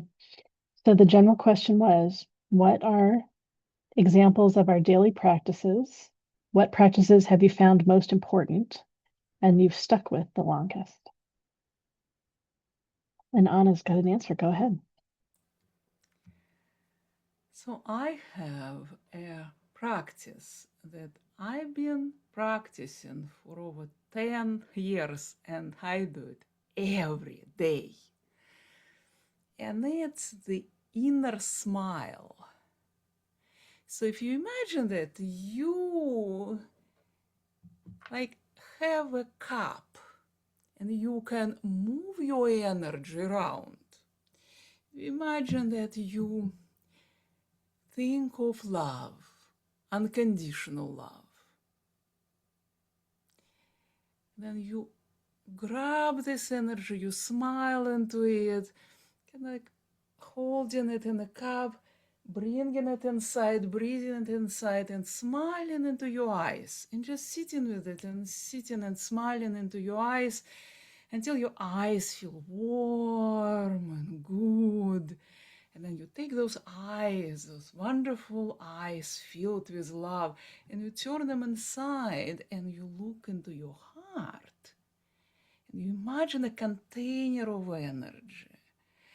You just move and channel and translate this energy into your heart. Nothing to do, just sitting and breathing into your heart, looking into your heart, listening into your heart, and smiling love. And then you can do it with other organs. You can just take any part of you and saturate it with love. And after this, you start feeling that you are a person, and all this love, all compassion that we so generously pour out and give to other people, we encourage them, we just pour our heart out. You start understanding that you deserve it. You are a person, and you can fill yourself with energy of love. Thank you, Anna. Jennifer's next, and then Echo, then Joanna, and then Alina. I'm not good at a daily practice thing. I'm kind of a hit or miss kind of person. Yeah. So, but one of the things that I've gotten into really over the last about 7 years, I have oil blends that are in a little roller ball. And after I've done my whole morning routine, I sit down to put on my shoes and I take a moment and I choose the oil I'm going to use for the day. And I put it on my wrists and I smell it. And I put it on my ankles and I smell it. And for me, that's a little bit of encasing myself and setting my own protection. I'll put it on my heart and ask for the best for me for the day, maybe a little on my third eye and ask for the best. And I have found with the development of this practice, the moment of just deep breathing and being very present and being very aware really helps me focus and ground as I start the day. It's a good time to set an intentional protective space around yourself. The other thing that I do is I make moon water every full and new moon. Sometimes it's a big elaborate ritual. Sometimes it is literally, I reuse alcohol bottles. So over the years, I've got quite the collection. Sometimes it is literally some salt and some distilled water, and it gets set out on the porch. And in the morning, I get it, you know? So it depends on my energy level on how elaborate that all is. Mine is only salt and water because I pour some in my coffee every morning. And that's another thing for me that's a moment of being intentional and aware. And I choose mine by the moon phase and the astrology and that sort of thing. But if you weren't going to do all of that, you could get a cup of water, speak some intent into it, take a moment and have a deep breath and really put some energy into that water, and then add it to your coffee, tea, or whatever, and make your own sort of ritual that does the same thing, where you're consuming what it is that you want to be, what you want to bring to yourself, the energy you want to move forward with in the day. And I have found that pretty useful as just sort of regular practices that give me a moment, and they aren't super draining or super elaborate or super complicated. It's just a little moment for myself. Great. I really love that you put the moon water in your daily beverage. That's great. All right, Echo's next. I really believe strongly in meditation. I've said that I meditate every day. And I also like to stack sacred geometry, which I've found to be very powerful and very well connecting. But the most important thing out of all of that for me has been the practice circle. The practice circle is irreplaceable as far as giving yourself an opportunity to be with other people and to share what your gifts are and to have other people share their gifts with you. It's a very interesting community, very rewarding. Great. Can you say more about what you said, or maybe let me hear it a little bit better? You said stack sacred geometry. Can you Yes. explain more of what that is, what you're doing? Well, sacred geometry, in order to be a part, you want to be part, you want to connect with it. Stacking it is a way of interacting with it. And it's just like what you see is stacking one on the other, one upon the other. And I usually use it to build my way to the Akashic Records. So it's a bit of, I imagine it's a meditation on its own, and then you're Yeah. also using it in that Yeah. sense as a purpose to go somewhere. Yeah. Yeah. Great. Great. Thanks. All right. Next we have Joanna. So I have a few things. When I was first awakening up and learning about how much of my energy I was giving away and how different things affected my energy, I started wearing these bracelets. And it's kind of funny because I told myself I'm never going to be that person wearing like all these different stone gem bracelets for different energy protection and all this stuff. And I have like over 20 now, and it's only been like 2 years. I have a really hard time not buying more, but it's a reminder for me to put my bubble up if I haven't done the bubble in the morning. And I've kind of advanced to like, I tend to do my bubble in the morning every day now. But I also am like Echo in that I meditate a lot. I meditate twice a day. And this past year, I also started learning, or I learned transcendental meditation. For me, I have ADHD, so it really helps me with focus, but also in the afternoon, it totally restores my energy. Where before I was like, gosh, I want to go to bed at like 7 or 8 because I get up at like 6. Excuse me. Suddenly that will restore my energy just sitting there for 20 minutes doing my meditation. So I find that's also something that's really easy to do every single day. So I recommend that. Great. Thanks, Joanna. Next is Alina. I'm going to start with a little story. I used to work in a place that didn't have a parking lot. So every time at the end of the workday, we all would together come out of the building, lock it up, get in the cars, and take off pretty much together just to keep everybody safe. And so one day I was called into the manager's office and asked, is there any ritual that you do when you get in the car? And I asked, why? And then I was told, well, someone complained that you take a little too long to take off at the end of the day. Okay, so adults are complaining about extra 30 seconds. Okay, no patience, none whatsoever. But at that point, I got a bit mad and I said, yes, I have a ritual. I need to start the car because it won't go. I need my seat belt because I don't want to fly out of the windshield. Okay, I need my glasses because I can't see crap. And I need to take the transmission off the parking because it won't go again. That's my ritual. Is that enough? Now, that was a light bulb moment for me because a ritual can be something as mundane as starting your car and putting the glasses on. That is what I do every morning. When I make my coffee every morning, I drink 2 cups of coffee every morning, not 3, not 1, 2. Okay, and that becomes a ritual. I just, while I'm still sleepy, I chop downstairs and I turn the kettle on and I make my coffee and I sit down and Oh, good morning, Alina. You know, that's my that is what I do. That is my daily practice.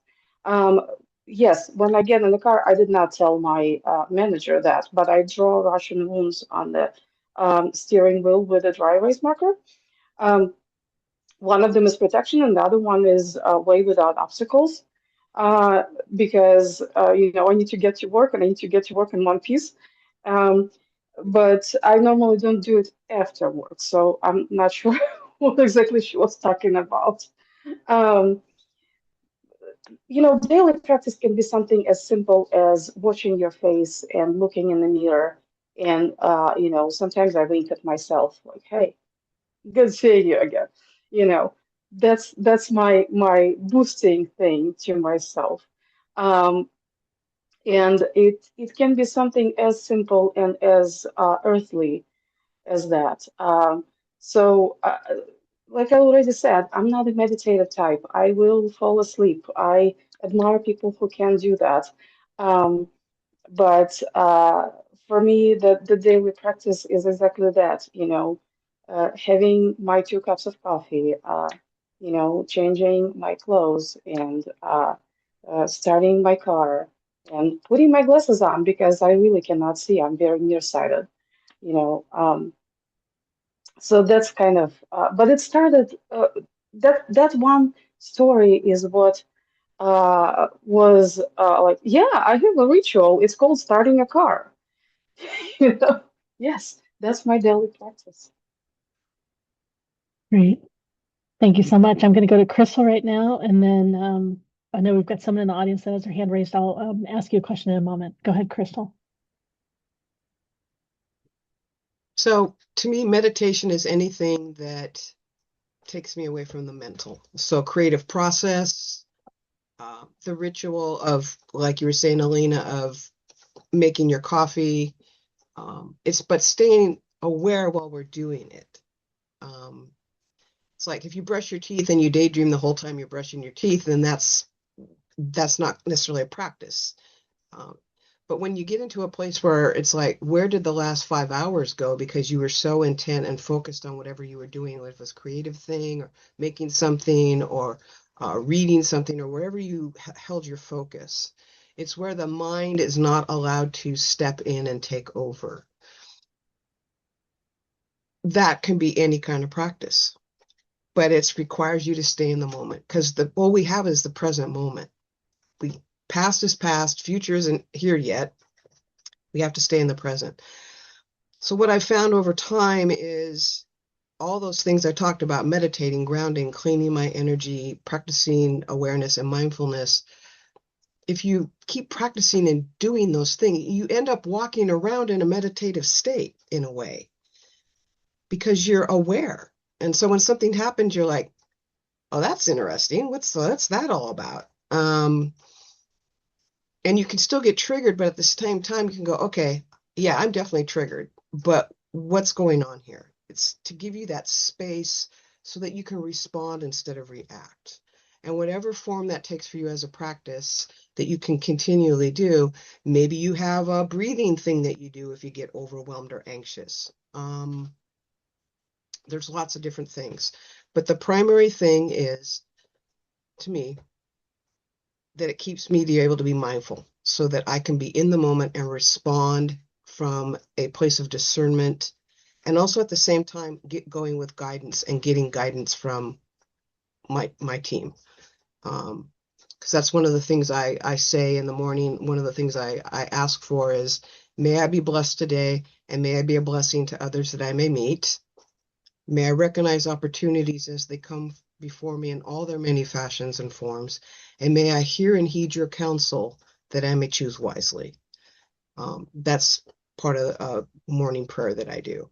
And then that's like, okay, let's go. Let's see what today has in store and be aware of maybe I had an expectation and an attachment to outcome and it didn't happen. Okay, so what was that about? It's just a different way of moving through the world and a different way of practicing awareness. And after a time, it becomes second nature. which is what all this is about. It's like if you see a kid outside shooting hoops for hours on end, you're like, how in the world can you be doing that? I'd be bored out of my mind. It's like, nope, they're out there. That's their thing. And they are training themselves in muscle memory and they can do all these things. And that's what all this is about. It's training ourselves, finding what our skill sets are, building on them, which then in turn gets more stuff that you can build on top of that. It's a never-ending classroom. And sometimes you don't want to be there, and other times it's really awesome and you're glad you're there. So that's what I got. Thank you. Right. I was thinking for myself, I don't have a regular daily practice. It might be good for me right now with what's here in my life to go back to a regular daily practice. And the consistent things for me that I always go back to, and I have a bit more of a weekly practice in some ways around those, nature. Like nature always, always helps me ground and reconnect with myself and reconnect with spirit. And I love that I chose a place to live where I feel so connected to nature. Some of you know, like I'm just I'm like right out here in the water. And so it's right here with me all the time. And then I particularly love to, well, so breathing. My second thing is breathing. And I've had a regular practice of a particular method of breathing at times. And that's probably the thing I go back to as a regular daily thing. And then I work out once a week. And when I do my workouts, most people do the workouts in a way that they take really short breaths, and I take long meditative breaths when I work out. So I do my workout really differently. And so that's something that brings me back to my breathing and to myself. So it just has me in my body and also has me back to the breathing. And for the workouts, like there's just the way my workouts happen, I have nothing else in my mind. So my mind is just very, very clear. And yeah. So those are some of the things for me that have really been a lasting thing for me for, over 15 years. I'm in nature, like even longer before I even knew it was meditative or spiritual for me.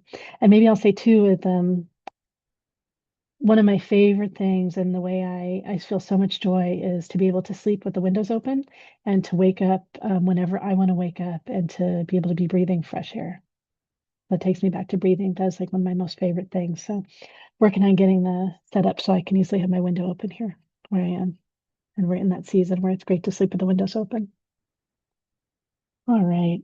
Let's see. And we had someone else wanting to share. Oh, well, yeah. So I guess if anyone else in the audience has anything that they want to share, feel free to write in the chat if you have particular practices that are that you're really passionate about and that work really well for you. We tend to have the conversation be much more up in the panel for this event, and I wanted to mention too. I don't have it up right now. We have Cosmic Conversations is a conversation event where we all participate in the conversation, and that's coming up again on Sunday, May 17th. And that's something that Crystal and I do together with Kai, who's been mentioned here, and we have guests. And so we have a different guest this month too. Yeah, so some of trees and meditation. Yeah, I appreciate people sharing the different things. It's great. Great. All right, let's see. So we have another general question. I want to make sure I'm not missing things too. And if anyone wants to ask a personal question, just let us know. Okay, great. More people coming back in. Okay, so this general question, I think I'm missing. I don't think I'm skipping one. Is there a distinction between spiritual, as in spiritual awakening, and psychic? Or are they essentially synonymous? That's a good general question, given who we are and that we're talking about spiritual awakening, and that probably everyone on the panel would say that they're psychic. So yeah. And we've talked about this in terms of opening to gifts. Go ahead, Crystal. So I was psychic as a little kid. I was at a birthday party. I think I was about 7. The girl was her birthday. She was opening presents. She got this box and then she unwrapped it and there was another box and then another box and another box. She gets down to the last box and I just blurt out, "It's a silver dollar." And it was a silver dollar. Her mother, the look on her mom's face, man, I wish I would have had a camera because that was, there were so many things that went across her face. So spiritual awareness doesn't necessarily mean that you're psychic. And how am I defining psychic? For me, it's, I know stuff. That's the easiest way to say it. Things just come to me, and all of a sudden I just know stuff. I'll be looking at somebody and I'll just know stuff. What I had to learn is not everybody wants to hear what I want to say. And that made it really hard to make friends because I would say stuff and they're like, oh, geez, how in the world do you know that? And everybody would freak out. So that's part of discernment. But being psychic is only one form or modality, if you will, of how spiritual gifts can come on. You can be a tarot reader, you can do Reiki work, you can be a channel. You can, like what Alina does, like with her drawings. There's lots of different ways that spirit comes through. And it's as unique as each one of us is. There's some places where we overlap, obviously, because some of us are sharing things that we're coming to similar answers, but it doesn't necessarily mean that just because your spiritual gifts are opening that you have to be this one thing. If you say psychic, what does that mean? I mean, if I say like I'm a flower, well, gosh, there's hundreds of types of flowers. I mean, so that's the human mind that wants to put it in a box so we can say this is what it is. It's not what it is. And the longer you live and practice all this stuff, the more experiences you'll have and more different things will come to you, where you started out is exponentially greater than where you first started out. So, thanks. Great. Thanks, Crystal. Anyone else want to wander around this question? Psychic and spiritual. Go ahead, Jennifer. I would say for me, they're different. They walk hand in hand often, but in times when life has cycles and at various points, I had children, which are most often a blessing, but sometimes very challenging. And at times when they were taking so much of my energy, I couldn't fully hear. And that was so distressing to me, right? At that point in my life cycle, I had a mentor who, she just kind of smiled and looked at me and she said, but life's like that. It waxes and wanes. And right now your children need all of that from you. And so you should not be disturbed by the other. And that's where you focus. And I lost my track of thought. I'm sorry. What was our original question? Psychic and spiritual and the similarity and difference. Thank you.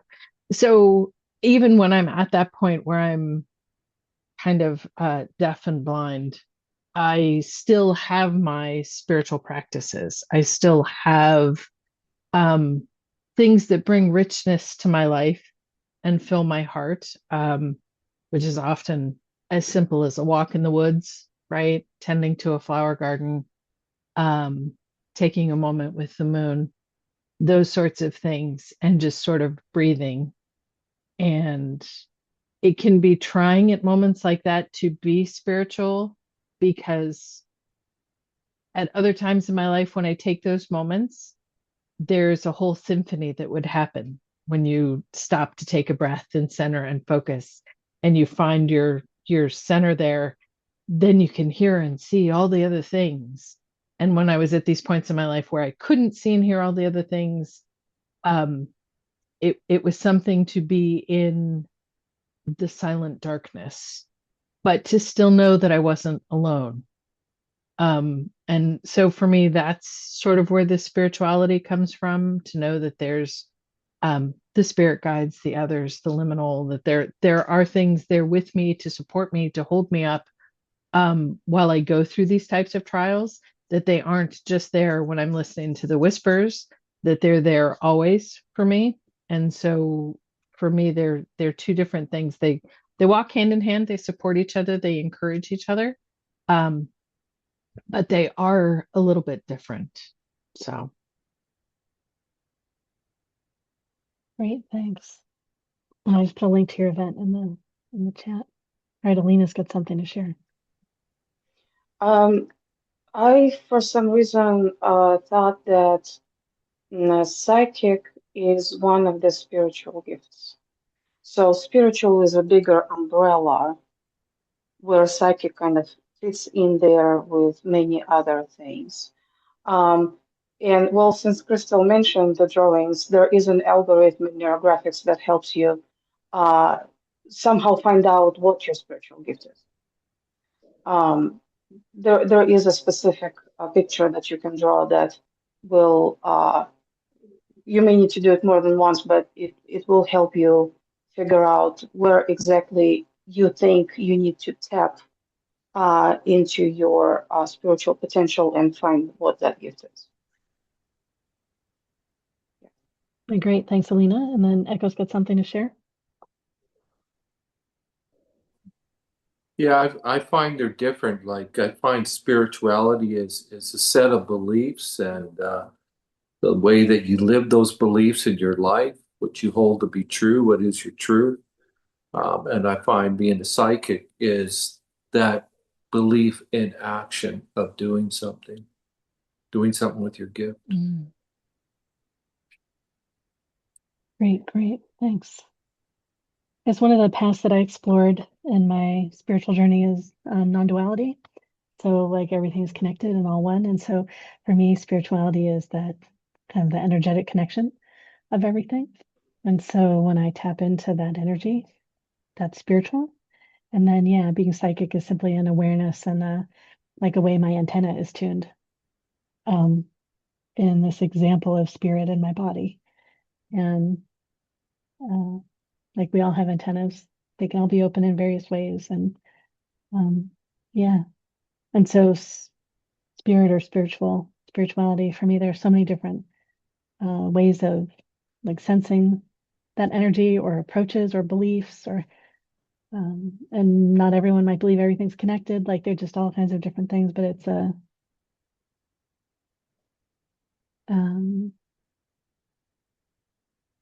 like a connection of being or an answering of why. That's what I think of it as. Yeah. So to me, they're different. Yeah. So spiritual opening here, we didn't mean it as opening gifts. I don't think that was the intention of the creation of this. And so many of us end up opening spiritually in the journey of opening our gifts. Like there's a bursting open spiritually that happens in that process. Then it happens in different orders for people. And there might be some comments or questions on this or a follow-up question. Okay, yeah. Oh, yeah, great. So it was a follow-up question is then what is spiritual awakening in the title? Okay, great. If anyone has anything else they want to share about what did we mean by spiritual awakening, or particularly Joanna, heck, you're the one that, right?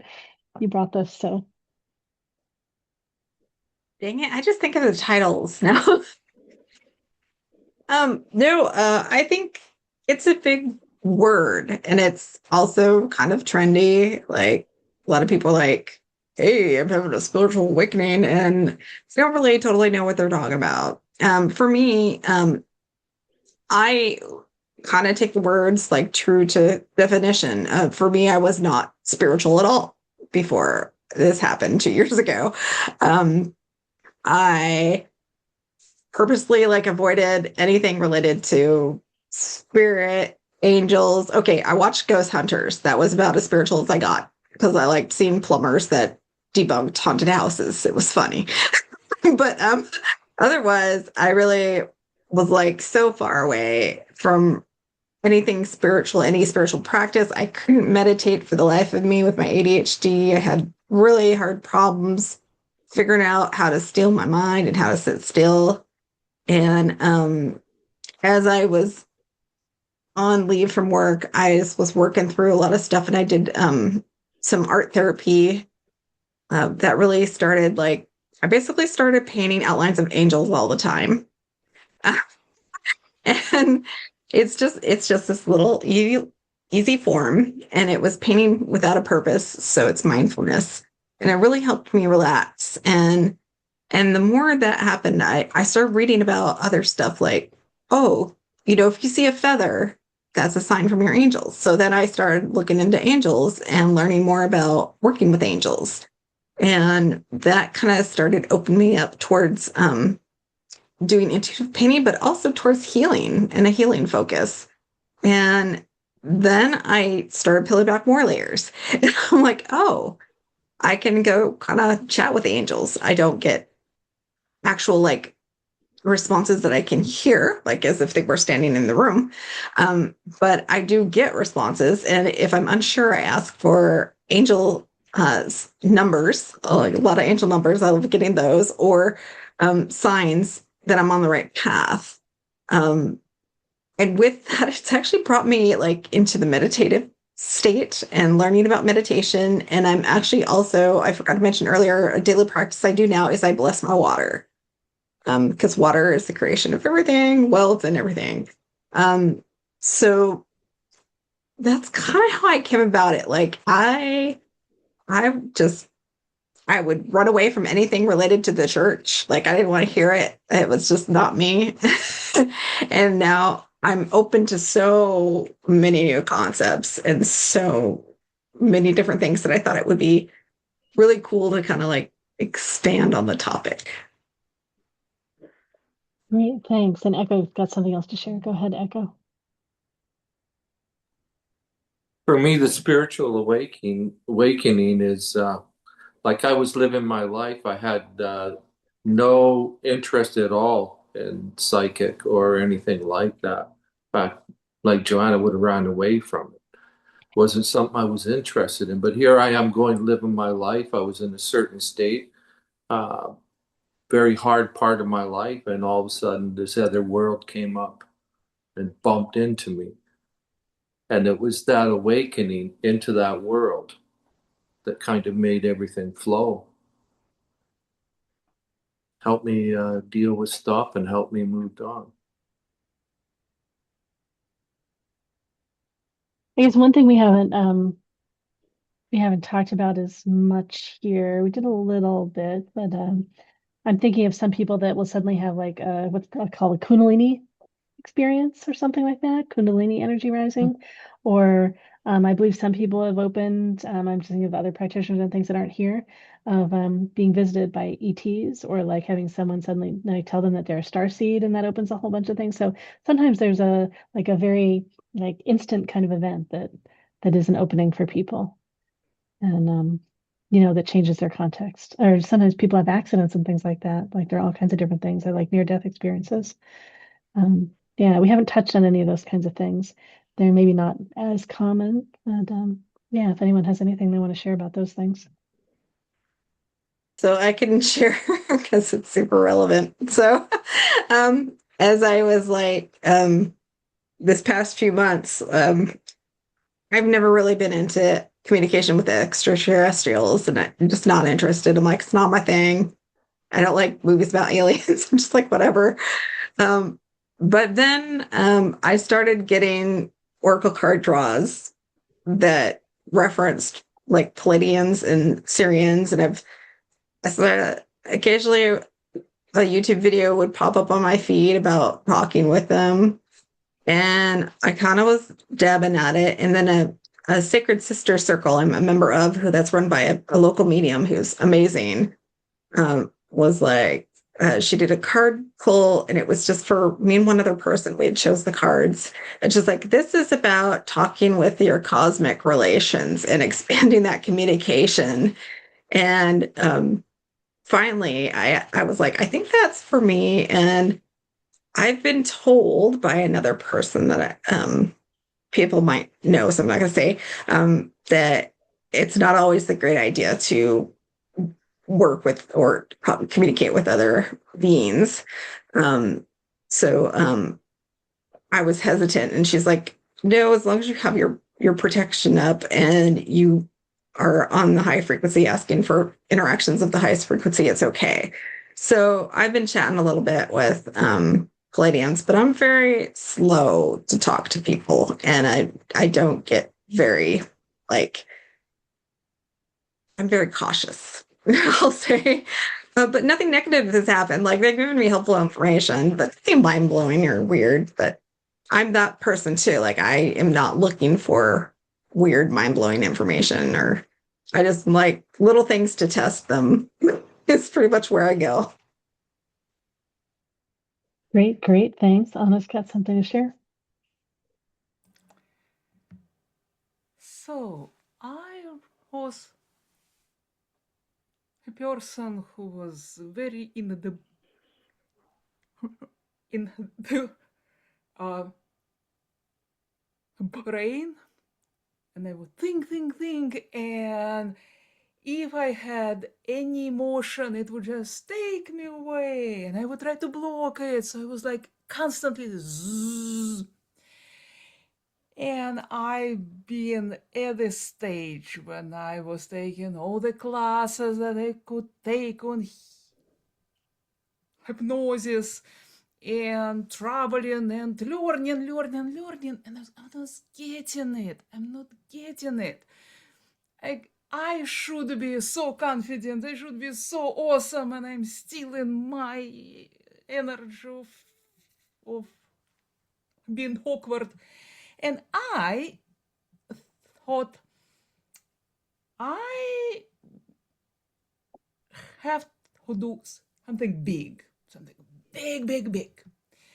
So I decided to go to Thailand and attend a dark room retreat. And I was sitting in this complete darkness, like no light at all. You sleep in the dark. You open your eyes in the morning, it's dark. And it's so dark, you don't see anything.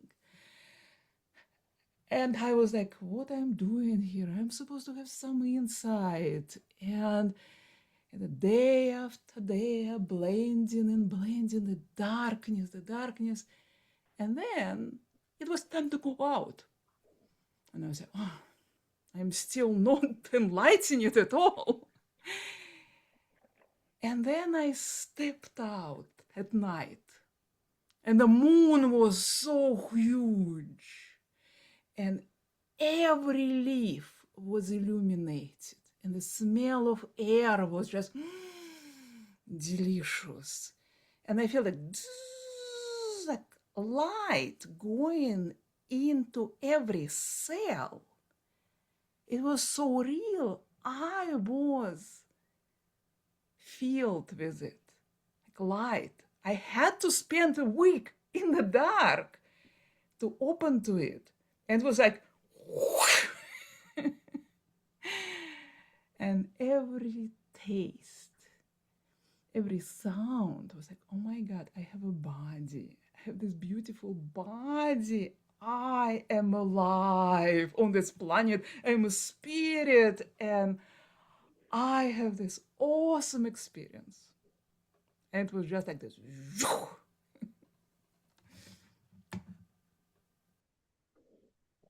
I mean, like that is more of one of those instant shifts. Yeah. Yeah. And then we talked about this earlier, like there are layers of openings, so there's an initial or what we can identify as an initial opening, and then different openings that come along the path. Mhm. Yeah. Great. All right. Well, let's see. Does anyone have another general question or a personal question? I know we're about 20 minutes from our scheduled end. If we don't have more questions come in, or panelists, if there's any question you have or any topic you think it would be good for us to explore, if we don't have anything else like that coming up, we'll just go ahead and close out sooner. So if anyone has anything else, a number of you have mentioned the practice circles. I put in the chat the upcoming practice circles. You can find out more about those at joinmiwionline.com, the list of the upcoming dates, and we're in the same Zoom room as we are here. It's right at that webpage. They're coming up this week, May 13 and 14. So Wednesday at 11 a.m. Pacific time and Thursday at 5 p.m. Pacific time.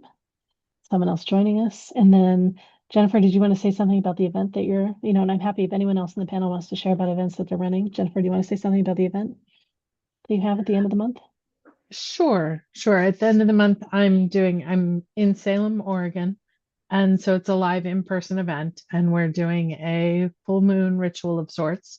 It's myself, another high priestess, and we have a energetic healer who does a lot of work with dragons who will be there. And we're going to do a ritual we'll talk about the moon and the astrology phases and do some teaching. And then we will go ahead and do a ritual where you'll release something that doesn't serve you and see your path and how to grow into the next phase of the moon. And after we do some journaling and integrate those things, Then there'll be some quiet time where I'm going to offer tarot readings. My other practitioner, she does egg cleansings, the Olympia, and our energetic healer will do energetic work because there'll only be so much time left in the evening. We can each only serve 2 to 3 other patrons in the experience so that they can get a full thing. But hopefully we'll be able to at least give everyone something special. And we are limiting the number of tickets so that it can be an intimate growth experience and a building of community and that sort of thing. So just looking for different ways to build community and network with each other and get to know each other and that sort of thing. So if anybody's going to be in Salem, Oregon, the information's in there to come join us, check out what we're doing and visit us. And it was it's May 29, and then to look for Crone Corner. on social media. Thursday, May 28th Or from 28th, 5 okay. to 8 p.m. Yeah, and Crone Corner on Instagram, and it's Crone's Corner with an apostrophe S because the name was already taken on Facebook. And then I think my other information's in there. If you want to just reach out to me directly, I'm happy to answer questions. So Great. And the practitioners, anyone else have any other events or things they want to share about? Go ahead, Joanna. So I just did a deep dive and learned about this platform called School, and I describe it as basically the new Facebook. So I created the Scattered Sage Collective, which is for spiritual people who have ADHD. And it's a free community that we could just blab at. And I just started it today. And I already have ideas for other ones, but it's super low key. And I have like one class on there, but I don't even know how many more classes I'll really put. I'm really looking forward to having it be like a support group for each other and like kind of like this where you can get some information, build some community, get ideas. I'm really passionate about the meditation stuff I do, so I'm sure you'll get an earful of that.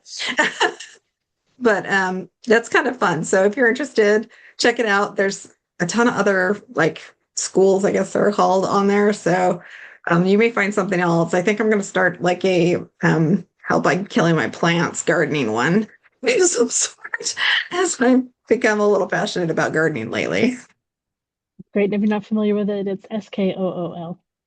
Oh, yes. Thank you. Yeah, great. Anyone else, any other events before we do our regular checkout? Oh, yeah. People want, maybe someone wanted the link. So, yeah, Joanna, if you can come up with the link for your event, put it in the chat. That'd be great. All right. I guess let's go ahead and we'll do our closeout. So practitioners, we're going to go around again. So introduce yourselves again. Go ahead and say any of your online links or anything like that so people can find you. I know Crystal's got a book. She'll share about the book and right in a group that meets. So yeah, excited I'll be together. Thanks so much for attending, everyone, today. Thanks for your general questions and your personal question, Nissa. And yeah, enjoyed hearing from all of you on the panel. All right, we'll just go around the order on my screen right now. It'll be Crystal, Joanna, Alina, Anna, Jennifer, Echo, and me. So go ahead, Crystal. Hi, everyone. I'm Crystal Novak. I'm a psychic. Basically, get information from all different points of source. Been doing this level of work for about 45 years. Part of my training was to be in a channeled meditation study group that met once a week for 35 years. And we were taught by the Ascended Master Katumi. This January, I published a book. It's basically a user's guide for spirit having a human experience. I wrote this book, and in the introduction, it says basically, I wish this book existed when I first started on my path because I didn't know where to find anything or how to talk about these things. And also, I had grown up with a lot of trauma, which is also impacting my abilities as well. So if you're interested, it's called Remembering Who You Are. It's on Amazon. And as I said earlier in our meeting, if you go there and you look it up, it'll show you the sample thing on the left-hand side. And I think it's like the first 5 chapters. So you can kind of just read that. And if that calls you, then then go for it. That's your book.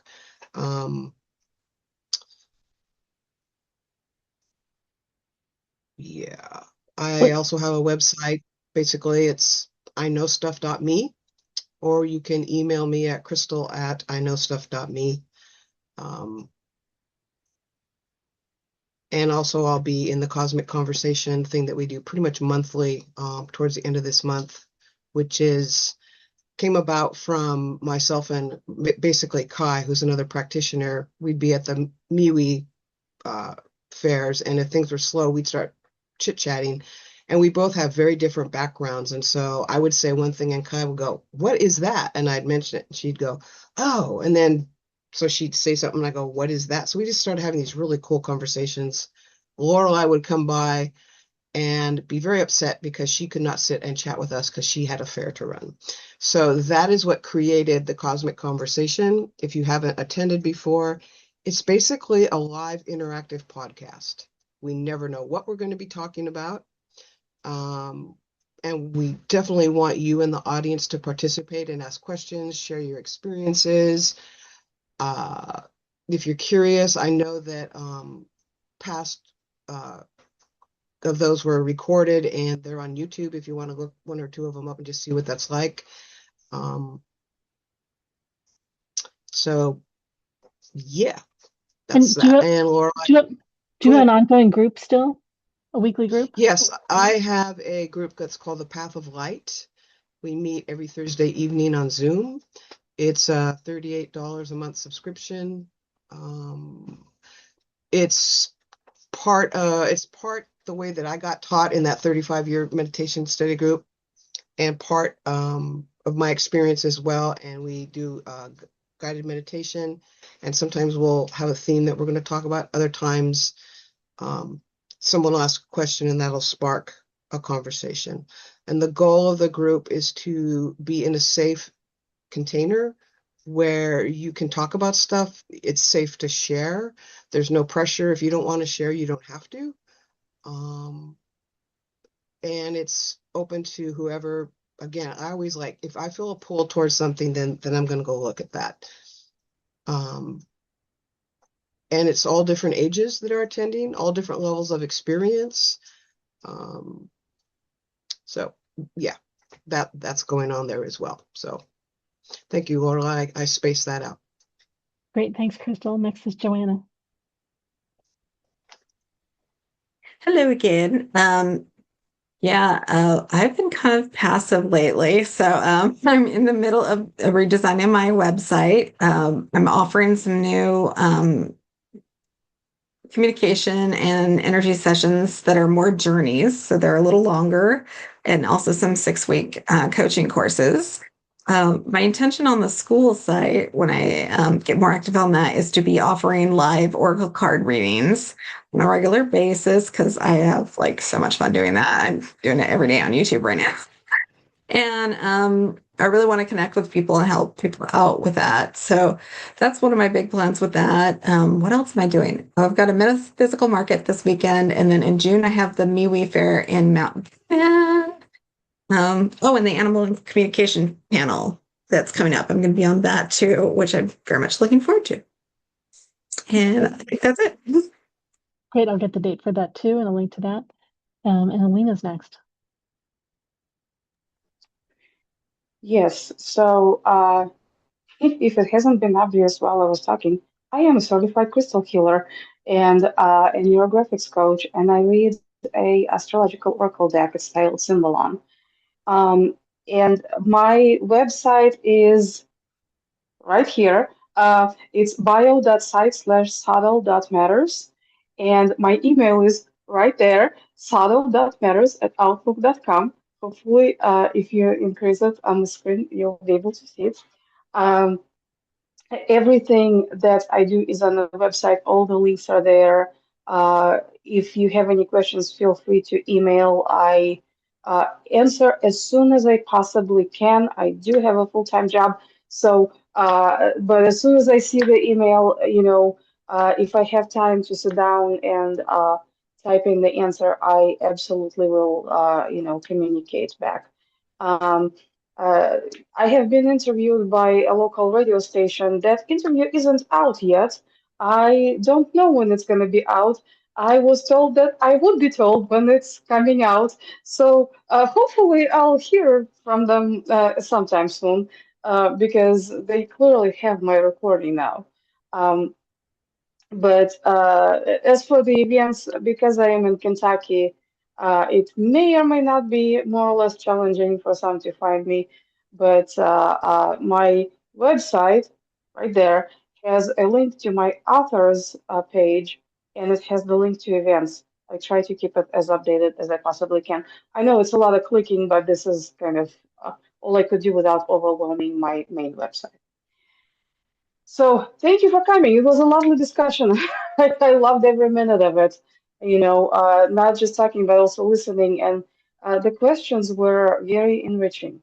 So, and thank you for the topic. That was very fascinating. Great. Thank you so much, Alina. And yes, it has been. And Dr. Anna now has her background up. Hi, this is Anna, and I do hypnosis, all kinds. I have a lot of techniques and I kind of blend them all. And what we typically do, we just go wherever you need to go. If it's past life, you go there.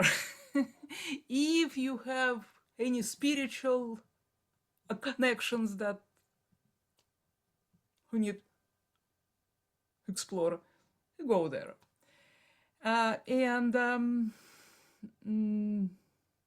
What else? What else to say? And if you go to annamargolina.com, it's me. Great, great. Thank you so much. Jennifer. Okay, well, I can be found at purplepaisleygen.com. And I think for most of us, websites are challenged, so it's ever in development to try and make it better. We're just not techie people. I'm doing full moon events live and in person now down here in Salem, Oregon, to build community and to give folks a place to share and feel comfortable and safe and learn and develop. I offer tarot readings and I do vending at various events in Oregon and sometimes just barely in Washington. I don't travel too far. And all of that information can be found on my social medias, which are Instagram and Facebook mostly. I keep trying TikTok, but again, technology, it outsmarts me sometimes. So I have spent 30 years as a practicing witch, and that is, of course, built into intuition and psychic abilities and learning to communicate with the other side and hear spirit and deity and all the various things that we've all talked about today. And it's very fun. I really enjoy these things. We always learn the most when we get wonderful questions, when somebody really makes you think. It's just amazing. And it's a great thing to do, to spend some time with everyone. So Great. Thanks so much, Jennifer, for being here. And Echo. Get you unmuted. Sorry. I practice in Akashic Records, mediumship, and tarot cards. I haven't really got into a website yet. I have one, but I don't use it fully. I'm more into learning right now. I focus more on taking courses, and I probably will get there someday, but I'm not there yet. Great. Thank you so much. I appreciate all your active participation and everything and willingness to be here on the panel. Great shares. And I'm Lorelei Shmayo. I'm an intuitive eye reader. You can find out more about me at intuitiveeyereading.com. And I'm actually going to be in Tacoma at the Fairy Festival this weekend. I haven't been doing readings at anything in forever. So I decided to go ahead and jump in and do that while I don't have as much going on this month. So see me down in Tacoma this Saturday. All right. Well, it's been great being all together. Lovely theme to talk about. Our next panel is coming up on May 27th. And as Joanna was saying, that's animal communication, what your pet wants you to know. So that's another free panel on that topic. And then someone else in the audience is wanting to do another panel on, I think it was like herbal astrology and things like that. Like there's just all kinds of different things. So if there's a panel topic that you're interested in having us cover, let me know. We are interested in exploring all kinds of different topics, the things that you are interested in, and the places where you have questions. Thanks so much for supporting us and being here. Thanks for asking personal questions. Thanks, panelists, for being here. It's a great conversation. And this is going to go up on our YouTube channel. And you can find out more about all of our events here at MeWeFairs.com. Thanks, everyone.